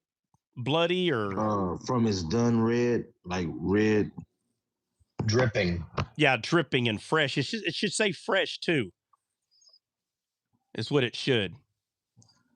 He grabbed that live donkey, man. Yeah, I mean, it's possible he just ripped the head off and just started, you know. But the fact that it's male, and we can go over that too. We can go over the fact that it's a male and it's got blood and it's ruddy and it's pointing to the male, which would be Christ, right? And I could go through that side. I don't want to cause any confusion, but I'm trying to show you that Samson, being a man of God, okay? And now if you look at this jawbone, he even gets water from the jawbone. He gets tired of unaliving these 1,000 men, and it says he cast the jawbone, and he says, "You gave me this great victory, and now I die." And it said that somebody go to it real quick. How does it word it? Yes, and it says in verse 18, 15, 18, that he was sore thirst and called on the Lord and said, Thou hast given this great deliverance into the hand of thy servant, and now shall I die for thirst and fall into the hands of the uncircumcised. Keep going. But God clave an hollow place that was in the jaw, and there came water thereout. And there came water thereout. So, go ahead. Yeah, when he had drunk, his spirit came again and he revived. So watch this. It doesn't have to be feminine, but what you'll see is it'll be the same context. You understand? Same context. So this jawbone is being used not to just unalive, but to revive the person that's doing the unaliving by giving them water. Who's the only one that gives us living water that revives us? Jesus. That's why it's a male. I don't want to go through all of that, but you can't just make this up. Somebody will tell you, well, y'all, it just sounds like y'all just going around making stuff. And I tell people all the time, I'd like to see you try. Go ahead. Please go in the Bible, make something up. Let me see you put it together. It's not going to happen because it won't be long that you're not connecting dots properly. It won't be long. People will see it like, no, what people have to say whenever they see me do what I'm talking about is they'll just say, well, that sounds good, but maybe you're just kind of just saying whatever you want. There'll be people that will say that. And I'm like, how? And they're like, well, right here, you said this about this.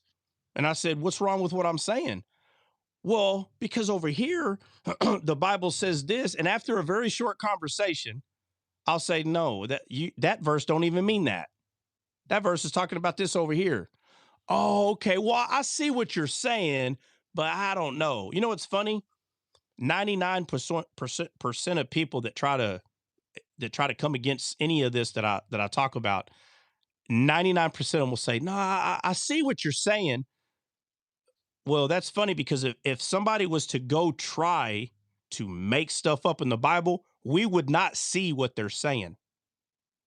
You understand? Right. Yes. We wouldn't say, I see what you're saying. See, the reason why they say, I see what you're saying, because it's not wrong. That's why they see what you're saying. Like, well, I see how you put that together. Bro, if it was completely wrong, you wouldn't say, I see. You would say, no, I don't see. And that's completely wrong. That's what you would say. But why is it in a very high 90 percentile? I see how you got that. Oh, what's the problem if you see how I got that? Because they know like it is adding up, but we're not supposed to read the Bible that way. That's what they're saying. Like, well, okay, I see that, but we're not supposed to read the Bible like that. That's in their head. They'll say that part. So you have a donkey that's a female. You have a man on the donkey with a rod, and the donkey is trying, because remember, he was told not to leave, right? In the story of Balaam, God said, don't go with them. So if God said, don't go with them, He's not supposed to be going. So the angel of the Lord is there to stop him. And the donkey clearly saving his life, clearly.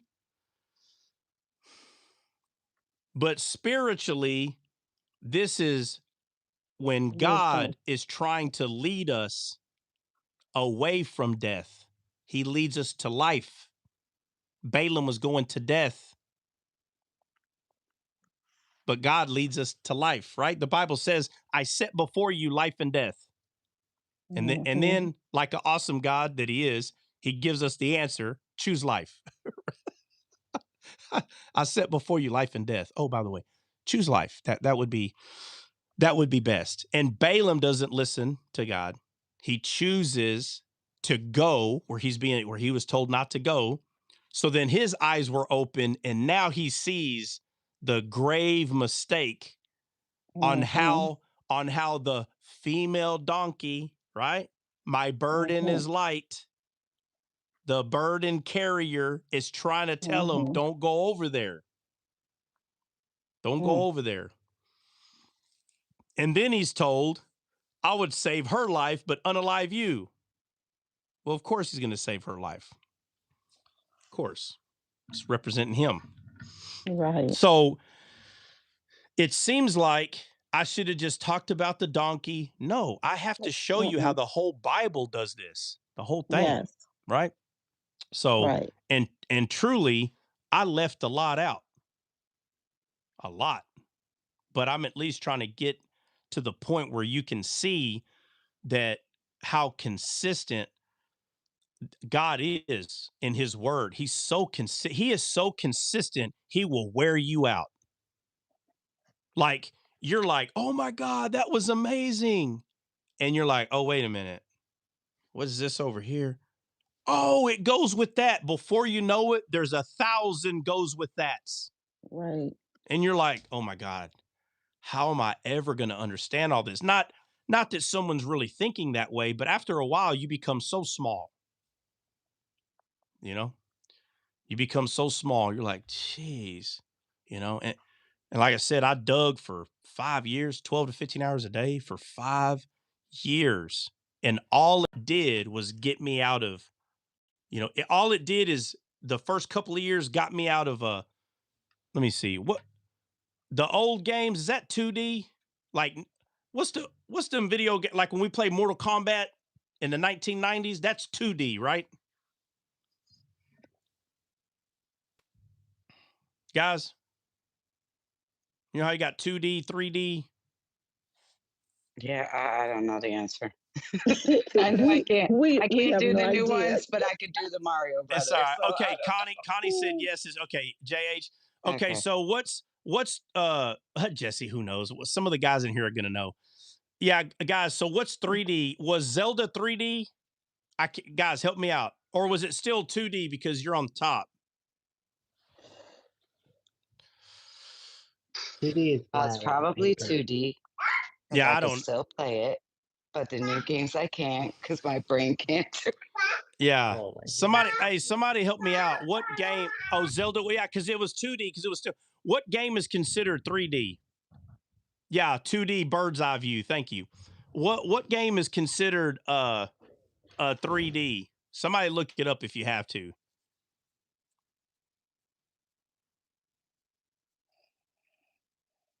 GTA? What the heck is GTA? One of those games I can't play, Grand Theft Auto. Grand Theft Auto. Oh, where you run? All the new games are. That's 3D Mm-hmm. VR games. Oh my God, don't take me that far. Don't do that. I'm talking about one of the first Tony Hawk's. I never played Tony Hawk. Thursday, no play, but I didn't really play Game Theft Auto. What's making it 3D? Exactly. I can't recall. I mean, I know I'm using the right language, but I can't recall. Is it 3D because you're able to like go further in the world, or? Because you can see things other than like on a flat plane. Like you can see dimensions. Oh, right, like That's what I was the gonna say, sides of the dimensions. walls and all that stuff. That's right. That's right. Right, dimensions. Thank you. Yeah, geometry starts looking more geometry. Well, anyway, but that's what I'm saying. Like, it went studying the word like that constantly and staying in there. After a couple of years, I was out of 2D. I was in 3D. Now I'm looking at it's just the way the Bible is viewed grew. It leveled up. You didn't stay 2D. So the black letters on a white page, that's 2D. Right. You understand?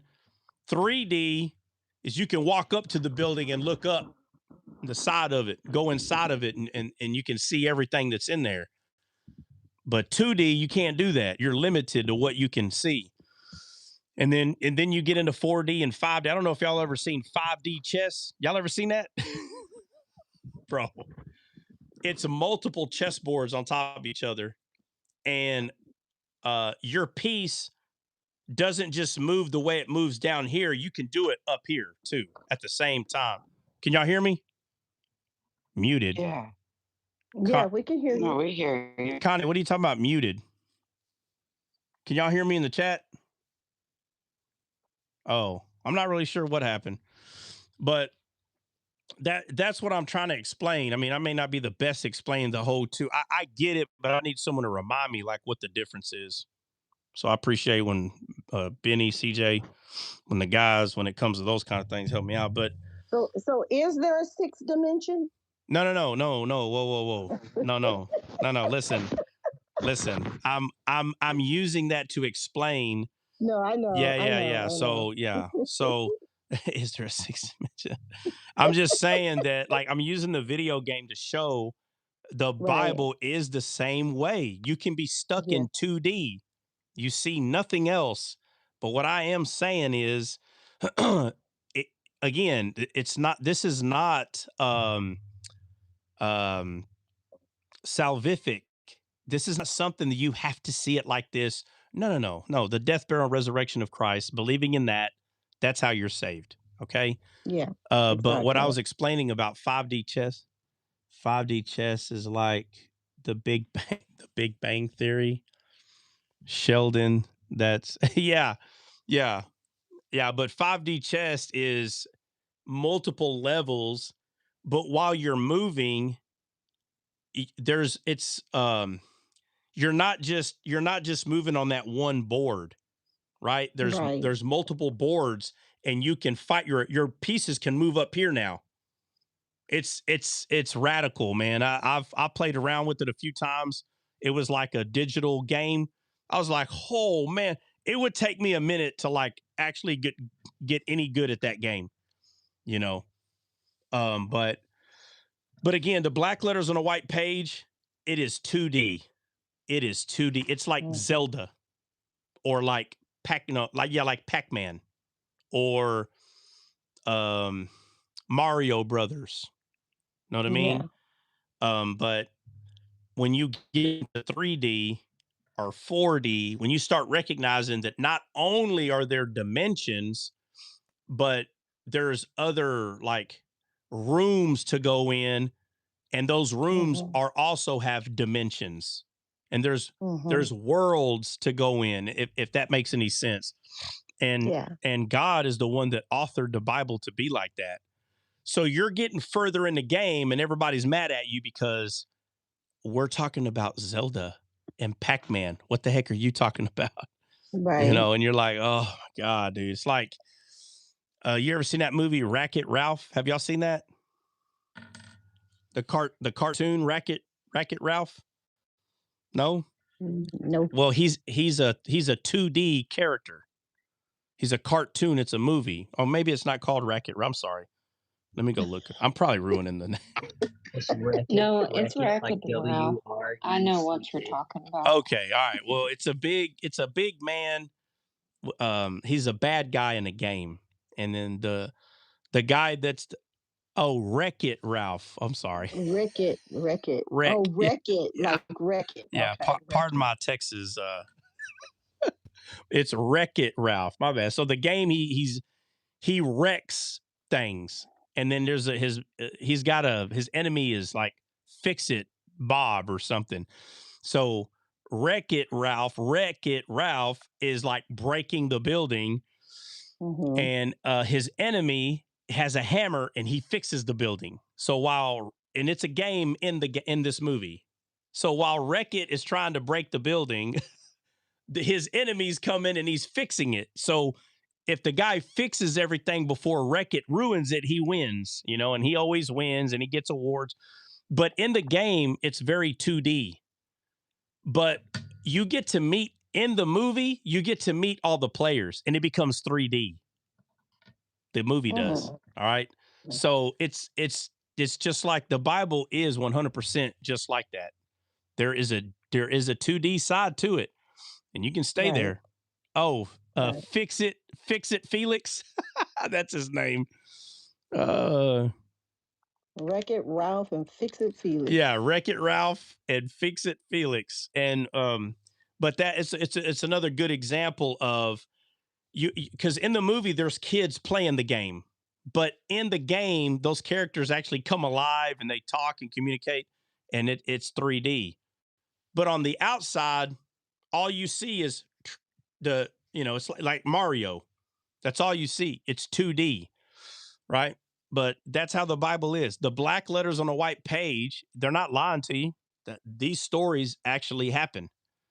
But inside the story, God is saying a lot more there, right? So,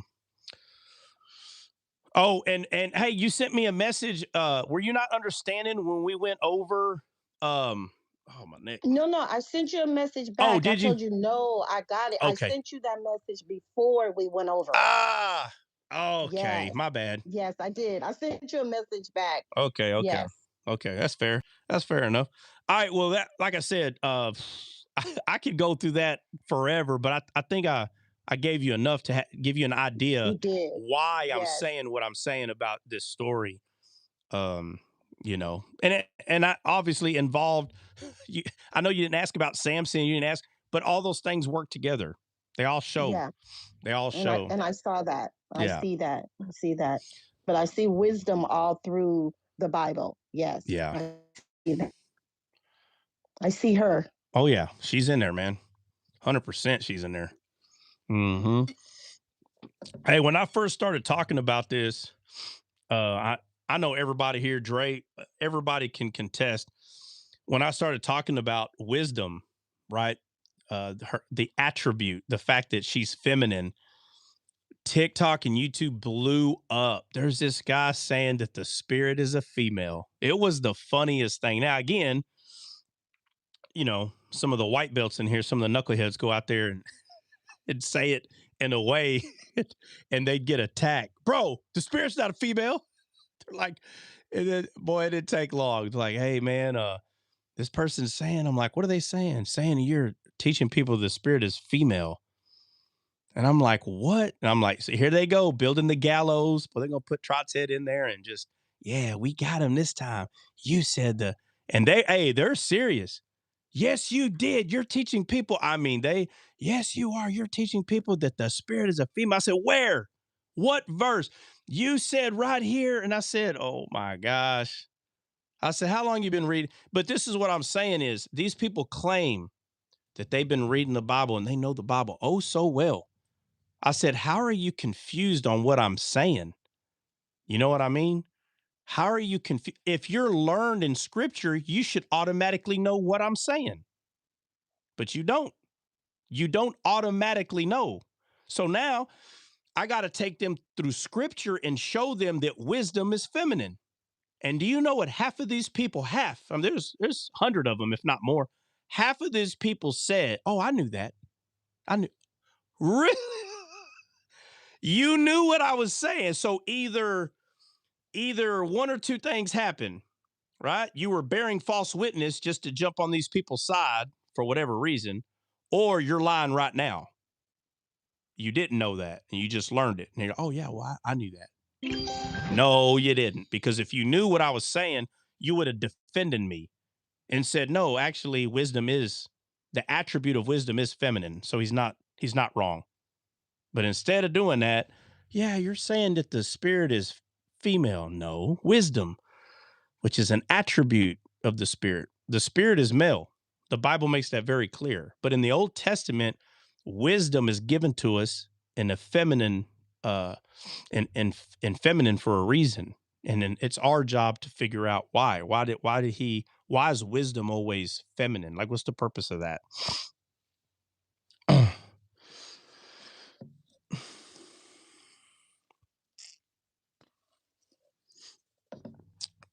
All right. Anybody got anything else, man? What's up? What y'all got?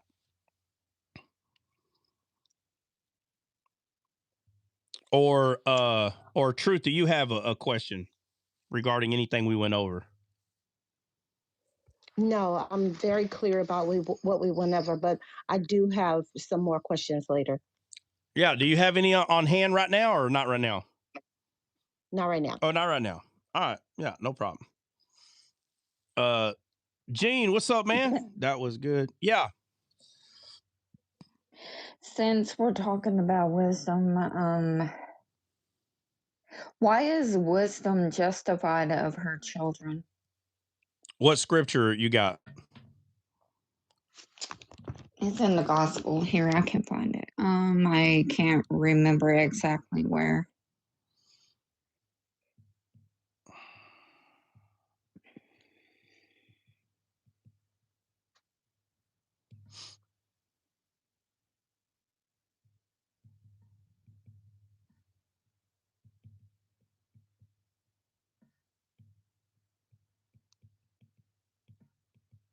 Okay, so yeah, right here in Matthew 11:19, it says, "The Son of Man came eating and drinking, and they say, Behold, a man gluttonous and a winebibber, a friend of publicans and sinners, but wisdom is justified of her children." Okay. So why do you think? Because, well, What made you bring this up? Hey, where's the address again? Matthew 11:19. Okay, Matthew 11.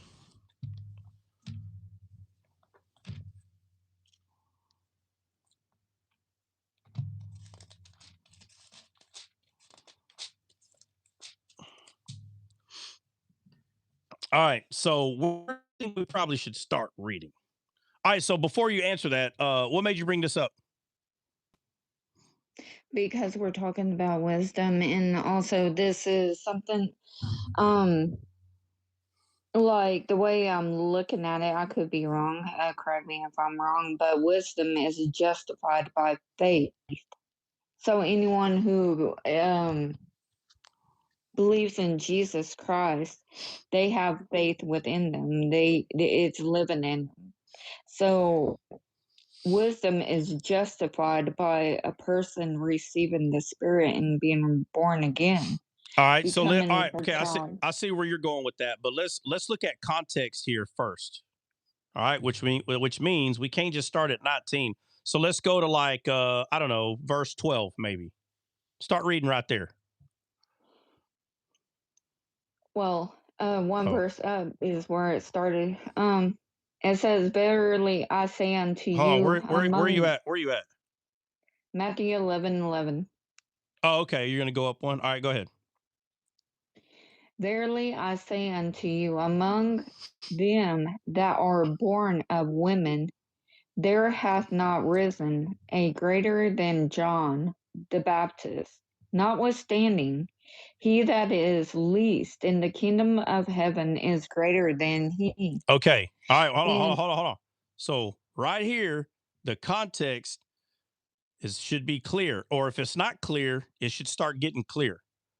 Right? It says, "Verily I say unto you, among them that are born of women, born."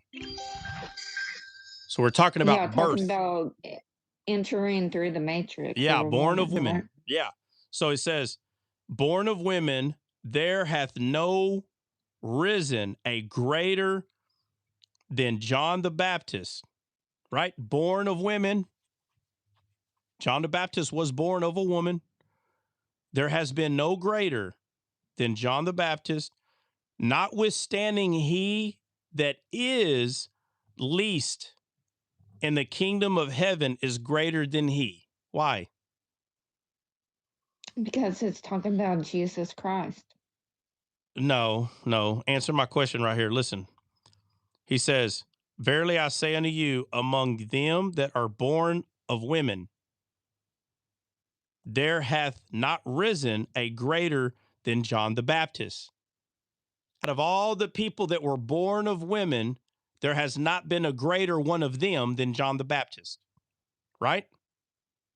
Mm-hmm. Born of women. Out of all the people that were born from women, like John the Baptist, there has not been a greater. Because he had Notwithstanding, the Holy Ghost. yeah, but he's talking about people that were born from a physical woman. Physical woman. Verily I say unto you, among them that are born of women, talking about physical women, talking about you and me too. Everybody on the panel, all of us been born through a physical woman, right? Yes. All right. So verily I say unto you, among them, which is CJ, Nina, me, you, human beings in this world, out of all of them that are born of a woman, there hath not risen a greater than John the Baptist. Out of all the physical people, not one was greater than him, physical, that came out of a woman also, John the Baptist. And then it says, notwithstanding, he that is least in the kingdom of heaven is greater than he. So, how many people are in the kingdom of heaven?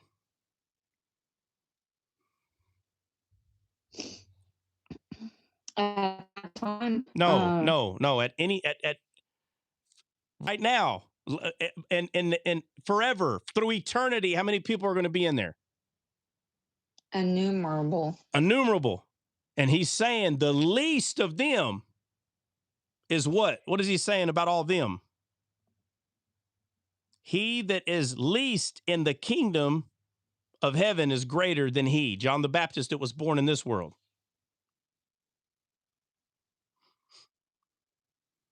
No? Kind of confused with the question. I'm sorry. Jennifer, you I'm always not. do this. If you don't know an answer, you say you're confused. You're not confused. Who doesn't know what I'm asking? Who else? Wait, you think I don't want to answer you, sir? No. I'm saying you don't know the answer to my question, so you say you're Exactly. I confused. don't. I know, but you need I to say don't. I don't know the answer. Let's not say that like somehow I'm confusing you, therefore you don't know how to answer it. That's not what's happening. What I'm saying is not confusing at all. There's nothing confused about. Let me grab somebody else then. Let me ask someone come to the front. Let me ask a question. Lahia. Okay, what's the question? This is verse 12. Matthew 11, verse 11. It says, verily I say unto you, among them that are born of women, there hath not risen a greater than John the Baptist. So this is saying out of all the people that were born into this world, there has not risen a greater, meaning John the Baptist is greater than anyone that was born in this world. That is not, who doesn't understand that? Do you understand that part, Jennifer? I'm not understanding what you're asking me. No, okay. Well, let me clarify. Okay, so when it says right here, verily I say unto you, among them that are born of women, this is talking about people who were born into this world. In this world, there's a lot of people that were born into this world. There hath not risen a greater John the Baptist. So it's saying that out of all the humans that have ever been born into this world, John the Baptist is the greatest of them all. Do you understand that or not? Yeah. Okay, so don't say you don't understand. You just said, I understand. All right, so nobody's greater, John the Baptist. He's the greatest of all that's been born into this world. So you understand that part. All right. Then it says, notwithstanding, he, this is talking about a totally different person or people. It's not talking about John the Baptist right here. It says, he that is least in the kingdom of heaven is greater than he.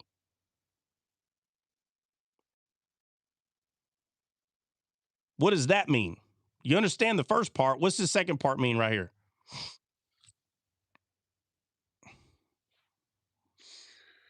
That's where I don't know. All right. Does anybody know? Anybody? What does the second part mean? It means that him that is born again or in the kingdom is even greater than John. Yeah. Yeah. And it is referring to he those who are born again, because he's pointing out John in this world, and he's saying, because remember, the least of you are the greatest, which is Christ, right? Right? Yes. Okay. Okay, I understand So now. all those who are born under the second Adam, even though we become even though we're born again and we're part of the kingdom, even though we're born again and we're part of the kingdom,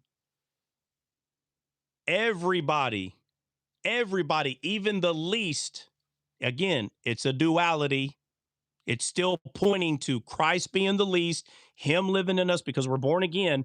But any person who is born again is greater than John the Baptist, even the least of them.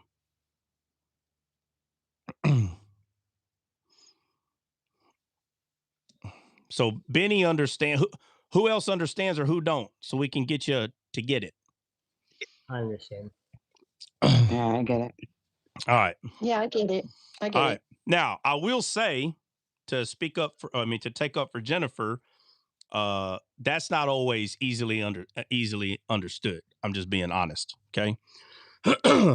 Verse 11, but that's the context. I thought it was 12, but it's 11. But that's what the context of what she's asking about in 19. All right. So we got 11 figured out. So let's move down to 12. Let's continue there.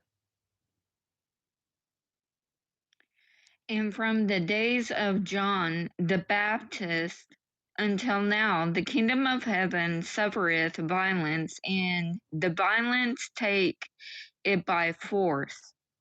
For all the prophets and the law prophesied until John. And if ye will receive it, this is Elijah, which was for to come.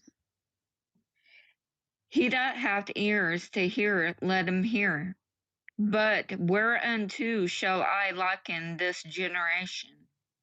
It is like unto children sitting in the market, and calling unto their fellows, and saying, We have piped unto you, and you have not danced.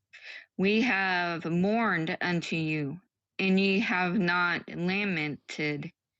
For John came neither eating nor drinking, and they say he hath a devil. The Son of Man came eating and drinking, and they say, Behold, a man gluttonous, and a winebibber, a friend of publicans and sinners, but wisdom is justified of her children. Okay. So why did Jesus say this about John, and then say what he said about himself? Now, remember, the context is in verse 11, right? Out of all the people that were born, none were like John, but the least that's in the kingdom are greater than him, those who are born again. Okay. And then we get to 18. It says, For John came neither eating and drinking. And they said, He hath the devil. And he just got through calling him the greatest that's here. And he says, The Son of Man came eating and drinking. And they say, Behold, a man of gluttonous. Hold on.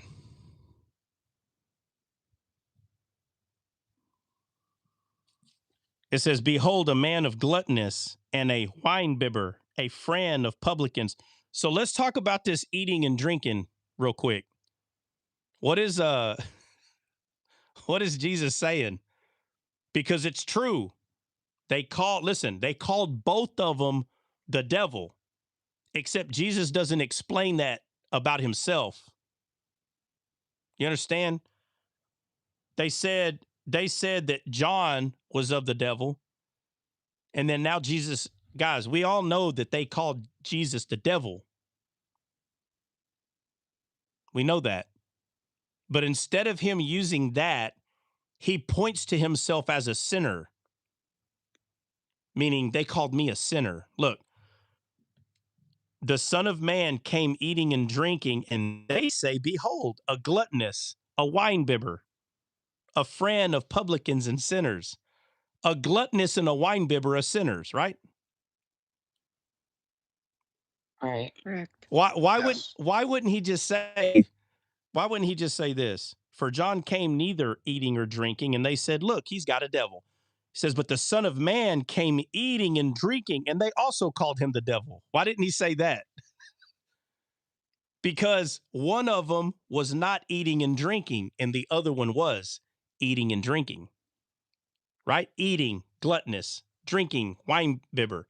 John didn't come eating and drinking, but they called him the devil. But yet they called Jesus the devil too. But instead of him using that, he says, I came eating and drinking, and they call me gluttonous and a wine bibber. God's hilarious, bro. Just the way he does it. He could have easily said, they call me the devil too. But the focus right now is the eating and drinking. John didn't eat or drink, but he's a devil. But I ate and drank, and they called me a sinner. So before we get to the end of this, we need to talk about this eating and drinking. So eating in the Bible means believing, and drinking is taking part of the living water, which he is. Right, but they put right here, look, he's a friend of publicans and sinners. Remember, they didn't like him because who he sat with.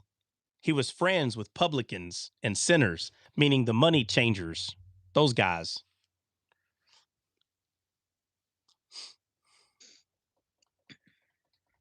Anybody want to throw something out there?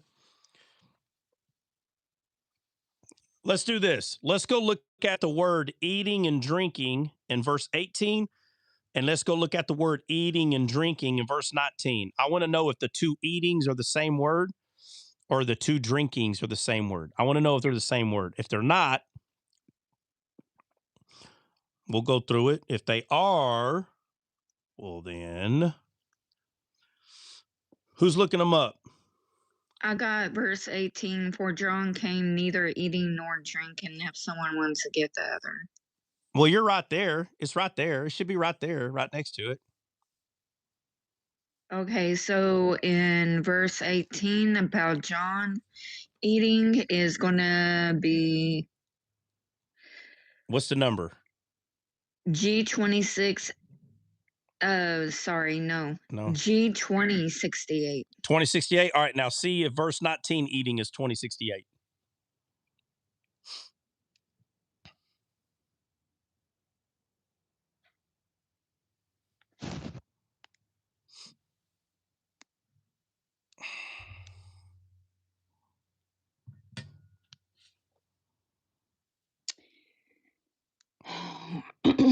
Sorry, I keep on clicking the wrong thing. You're all right. Okay, it's the same code. Same one. All right. So now let's go look at the word drinking. So obviously, verse 18 first, and just see if Yeah, the they're the other same. they're the same. So he's Yep. saying, so he is saying the same thing. He's saying the same thing. One didn't come eating and drinking, another one did. And the one that did not eat and drink, they said he's got a devil. So they couldn't call him gluttonous or a wine bibber, right? Right? Correct. Because he wasn't eating and drinking. But they still called him a devil. They couldn't say he was sinning. They couldn't do that. Or say it don't matter. He's still the devil, though. Jesus came eating and drinking, and they're like, oh, you're a sinner. But yet they did call him a devil. But he's pointing something out. What is it? What is it that Jesus is pointing out about what people are saying about them too?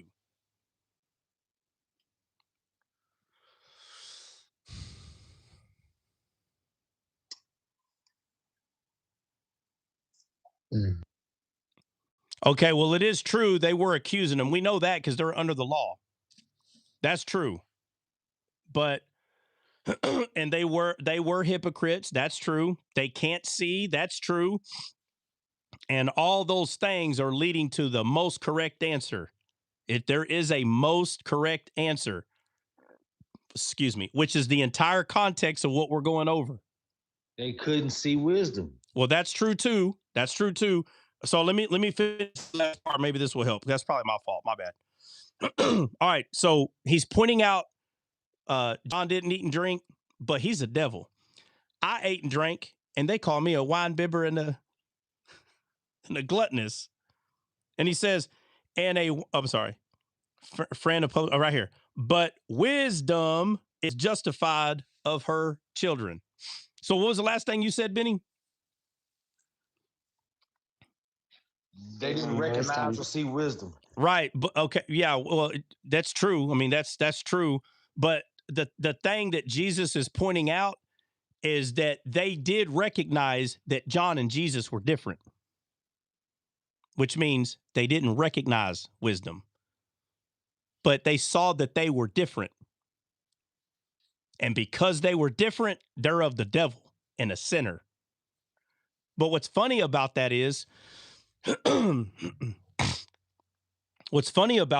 they knew what a wine bibber and a sinner was. They knew what that was. You understand? They knew what that was. So they should have known, right? Remember when that lady was wiping her wiping Jesus' feet with his hair? Yeah, the alabaster Right. oil in her Yeah. hair. And one of the Pharisees or scribe, whatever house he was at, says, man, if he was a prophet, he would know what man or a woman this is right here, right? Yeah. If he was a Right. prophet. So they knew he was different, and they also knew the type of different that sinners are, that they knew that John and Jesus were not like that. So they bore false witness on both of them. But it's because they could not see what these people, what they didn't understand. They couldn't hear, they couldn't see, they didn't understand. But the kicker of the whole thing is what Jennifer's bringing up, which goes back to verse 11. But it's the entire thing right here. It says, but wisdom is justified of her children, meaning the testimony of wisdom is all we need. Do you know it looks like Jesus broke the law? Because in a part of the Bible, he says, my testimony alone. Ain't that what it says? Yep. Let's find it. Somebody find the verse. Somebody find the verse.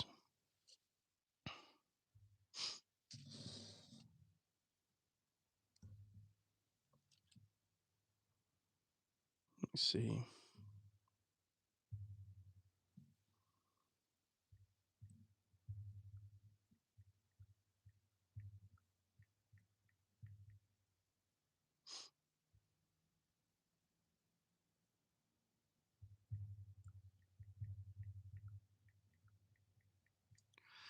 Oh, I don't know if this is the one you're talking about, but it said Jesus, this is John 8:14. Jesus answered and said unto them, though I bear record of myself, yet my record is true. Yeah. He says, I know. no, Yeah. that's it. I bear Mhm. record of myself, he said. Mhm. Yeah. Now we know that he's spirit, soul, and body perfect. Okay. So where two or three are gathered. I mean, we can go through a lot of verses, but you have to understand he's in a world where the rule is there has to be at least two, right? 2 or 3 witnesses, correct? Yep. And that's because they don't understand They don't understand where the other witness is. It's the Spirit. The Spirit bears witness.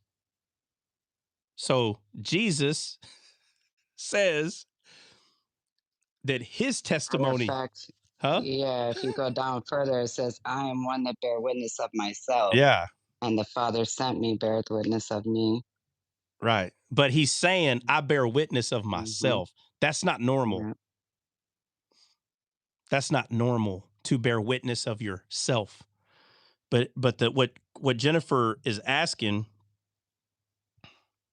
I wrote the question down. Why is wisdom justified of her children? Because when someone gets born again, wisdom is the only one that has to say that one's born again, not by any other witness, because the witness is coming from within the person, right? Right? Right. Okay, Yeah. so when a person is speaking their quote unquote testimony based on them being born again, their witness becomes true because what they're speaking is the truth from the Spirit. Now, if somebody cannot see that, it's irrelevant because wisdom is justified of her children. That's the only justification that is needed is wisdom. Because in a man, in a man that is praying to be saved, which means they're praying for wisdom, when a person gets it, that person is justified because the wisdom is there. You can see it and hear it. And that's what justifies the man.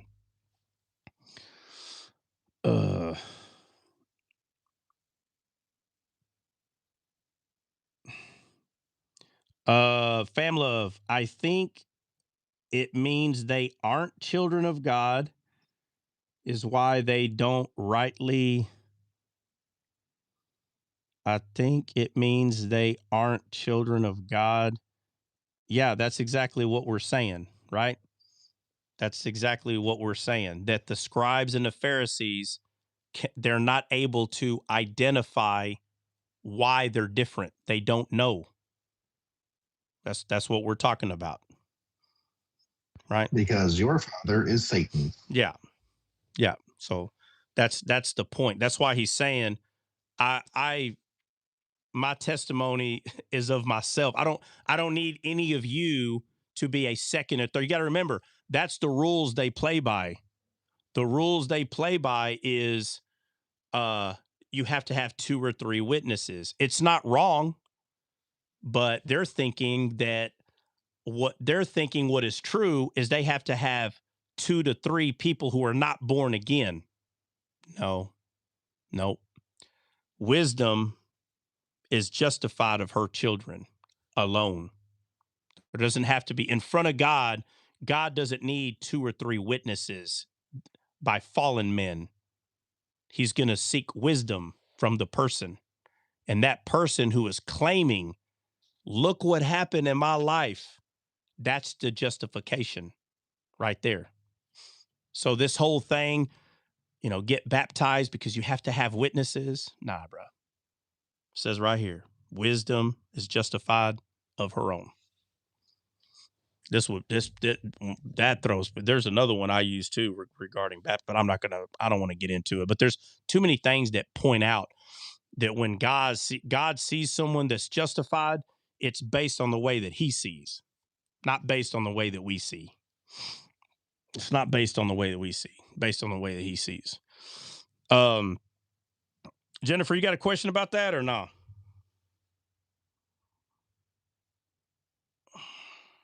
No, that's good. Thanks. Yeah. Anybody else got something you want to throw out there? So, Oh, try. I just want to throw this out here. Like, I I was looking up the spirits of the Lord the other day because of this whole wisdom thing, and I started looking at wisdom, understanding, counsel, might, knowledge, and fear of the Lord, and they're all feminine. What about it? I just think that's pretty cool that they're all like people would think might would not be a feminine attribute or knowledge or Yeah. Yeah. And Well, then in the Old Testament, and the fruits are feminine too. yeah, in the Old Testament, Mm. you see this big feminine thing happening because it's pointing to attributes. Hmm.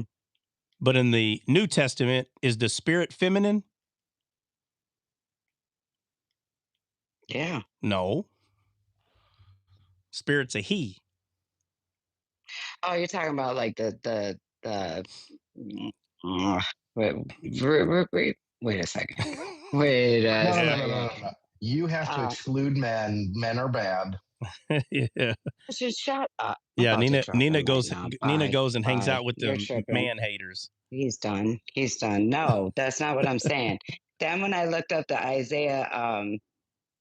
Isaiah where it says, "Unto us a son is given, a child is born, the government should be upon his shoulders." The wonderful counselor, that was male.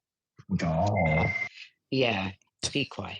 Yeah. So I'm just saying, in this world, we think that certain things are attributed to a female mannerism and then a male mannerism, right? Like everyone say, "Oh, the comforter is a female thing," Mm-hmm. but in the Bible, that's a masculine word. Right. That's what I'm saying. The comforter is the spirit, and the spirit is a Likewise, y'all men think you're smarter than us and wisdom and knowledge and understanding, but those are feminine attributes.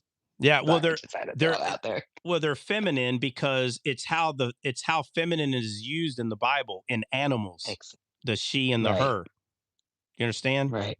Right. So Yeah, and like it's hidden. another thing I saw was that the donkeys of what's his name? I put it in there. The fool guy. What was his name again? Balaam. Oh no. No. Oh yeah. Um I put Yeah. You're talking about the one that David married after her I husband put died. it in there. Yeah, well, yes, yes, yes. Yeah. His It's name means fool. what What is about his him? name? Well, just Yeah, his donkeys were more male. yeah, I bet Isn't they that were. isn't I that bet, ironic? I was like, I that's bet they. cool.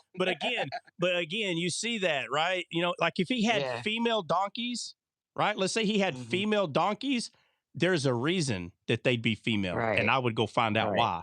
You know, but when you see a man who's a fool and his donkeys are male in the Old Testament, it's like, okay, well, obviously, That makes sense. wisdom's Yeah, not that's there. what I was like, Yeah, okay. wisdom's not there. You know, so um but yeah, She was the wise one. yeah, she was the wise one, you know. Hmm. But in David's story, his wife was the fool.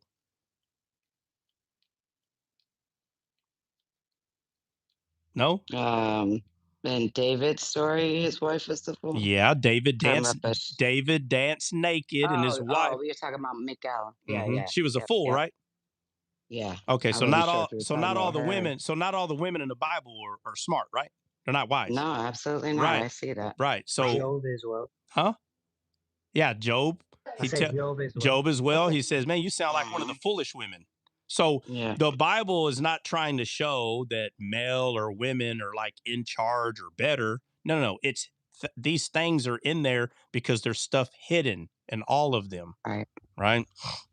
You know. So let me see. All right, anybody got anything else, man? Because it is 1:30 and I got to go.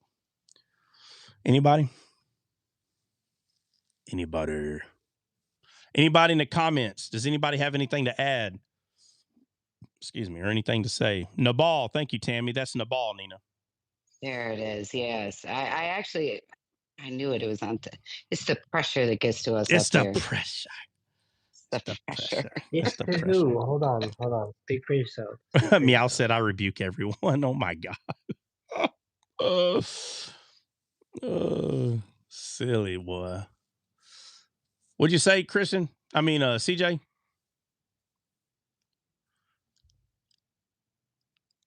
Oh man, hold up. I almost messed that up.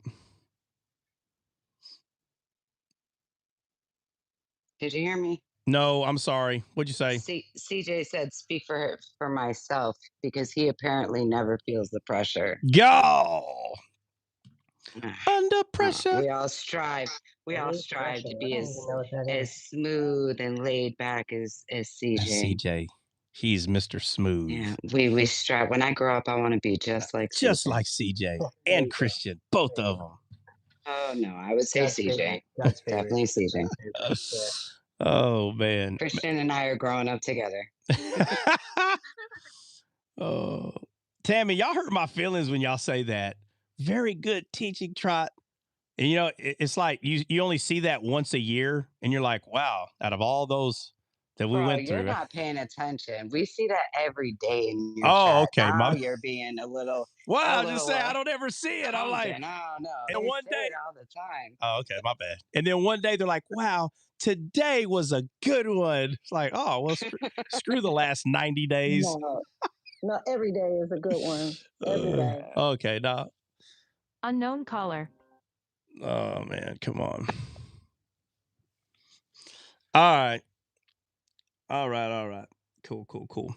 Okay, guys, we're done. Tomorrow is Friday. I don't know. Now everyone's gonna spam the chat and tell you how awesome you are. No, oh God, please. See, if we told you every time, it would weaken the strength of the statement. Oh, I'm just being come on. I'm just kidding. I'm just messing around. I'm just messing with No, you I guys, know, bro. but I'm really just messing around. Okay, guys, today I might do y'all gotta understand I'm playing around with all this stuff. So I might go live on YouTube only, maybe, to do some jam out sessions. And I know I had a couple of people say, bro, why are you charging? Guys, I gotta mess with this stuff. I have to. Okay. There's gonna be times where I'll go live and uploading music will be free to upload. Now the skip thing, that's something I have no control over. Well, I kind of do, but I'm looking at, you have to understand analytics matter. Okay. So there was a couple of people who sent me messages, bro, why's the thing charged? I am not in charge of the thing. Okay. All right. So let me play around with it and figure out why it does what it does. And then I will be able to manipulate it more. When are you going to go over Gates and Nehemiah? So whenever we finish Nehemiah, because we're on 10, all right, I want to say 2 or 3 more sessions, we'll probably be done with Nehemiah. And we are going to finish the 10 commandments. I think we're on commandment 4 or 5, somewhere around there. So once we're done with Nehemiah, once we're done with the 10 commandments, I don't know if we're going to go over Gates immediately, but it'll be after we get both of those done. Okay. And we've already been over the Gates before, but something happened. It wasn't recorded, whatever. I don't know. But go ahead, Benny. Nah, when I seen it, I was like, dang, it costs, okay. And so, you know, the devil's he's subtle. But I was like, what is it if we share our carnal things and he shares with us his spiritual things? I said, man, you better spend that money. Oh, yeah. I mean, I get that, you know, like, I mean, come on. I give a lot of time to make sure people understand this stuff. And I get it. Like, man, go ahead and you know, put in a few songs. But everybody needs to understand, I think everybody should know that I'm not very familiar with the program. That doesn't mean that the $5 automatically shows up. Sometimes it does. So I had to take it. One day I took the payment for the thing off, and I don't know what I did. It turned back on. And so I took it off. I understand now why it was going back on. It's my fault. Okay. But I'm getting more familiar on how to play with it, but there is going to be a time where that's going to be left 100%. I will, if I start the thing with 0, that's how it'll remain the rest of the time. If I start it at 5, that's how it will remain the rest of the time. So tonight, I'm going to try to put the 0 on there, but only on YouTube. Only on YouTube. But if I don't get my background fixed, Tammy, technology. Oh, Tammy. Oh my God. You have no idea. Oh my Lord. Man, bro. I don't know. There's something I want to say about these gadgets, bro. It's This is why crazy. it takes a village. It takes a village. It takes a whole body. It does, dude. I ain't lying, bro. You I'm got the same way. CJ's got his help, you know, and then Nighty Night comes in there and maybe you need to get these chords. And I'm like, what the heck? And he's not here anymore, I don't think. But another guy, his name's Dre, also. He actually lives in New Jersey. Nina, you're in Florida. Who's from New York? Somebody used to live in New York? I used to live in New Okay, York. was it you? I couldn't remember. I spent $5 to $10 for coffee. Yeah, I know. No, I know, Eric. There's going to be days where I will. Unknown. Yeah, no. There's going to be days where I will have that $5 to upload, but there's other days that I'm going to make it zero. I'm trying to learn how to play with the system. Oh yeah, Bill too. Bill is a newer. Alex, what's up? Go ahead. Mhm. So if you're doing a YouTube only, right? How are you going to share the link? Wow. Yeah, no, that's what I'm saying. I got to that's what I'm talking about. I got to get the background and I got to have the link on the YouTube. Can you add a link on there? If you let me know when you go live, I might be able to put it in the description. Well, no, no, it needs to be where they can touch it. Like a link. Know what I mean? Yeah, that happened me the other night. I downloaded, made an account, and realized I didn't have to. You didn't have to what? Make an account. Oh, yeah. I don't know why you did that. I remember he's like... you know it was bad when I had to call Hulk to help me walk through it. Sando said, comment the link and pin it. I don't know. Can you do that? I don't even know if I can do that or not on YouTube. I don't think you can copy link. You can't copy comments on YouTube. Yeah, I know. It's got to be a link that they can touch. Subscribe to all on YouTube. You will get notifications. I guess. I don't know. Subscribe. Look, I'm gonna check if I can put it like as a little. Do you know what box. the link? Okay, you see my link on TikTok, right? What it looks like? Yeah, I did. Yeah. Yeah. So, I'm trying to see. Is it still there? Yeah, it's there. It stays there. Mm-hmm. Okay. Yeah, it stays there. I get your notifications on YouTube. Yeah, guys, we're not talking about notifications. So maybe there's something we're saying. I'm talking about whenever I do descaled notes, right? And you can upload a song. On TikTok, I have the link, and that's what I've been using for the past few days. Okay. I was trying to work on the background the other day. And I need to get the link on YouTube. Okay. The only thing I was thinking about is, I don't know. We'll just leave that alone. But the problem is right now is I can't play both music on both of them. So that's why I was saying if I go on YouTube alone, I have to have. I don't know. I'll figure it out one way or another. We'll get it worked out. But yeah, Alex, shoot me a message on Discord. We'll go back and forth because we got to get you to put that link in there, just like it is in TikTok. Yeah, that's fine. Yeah, and it's got to work. Obviously, people have to touch it. So, all right.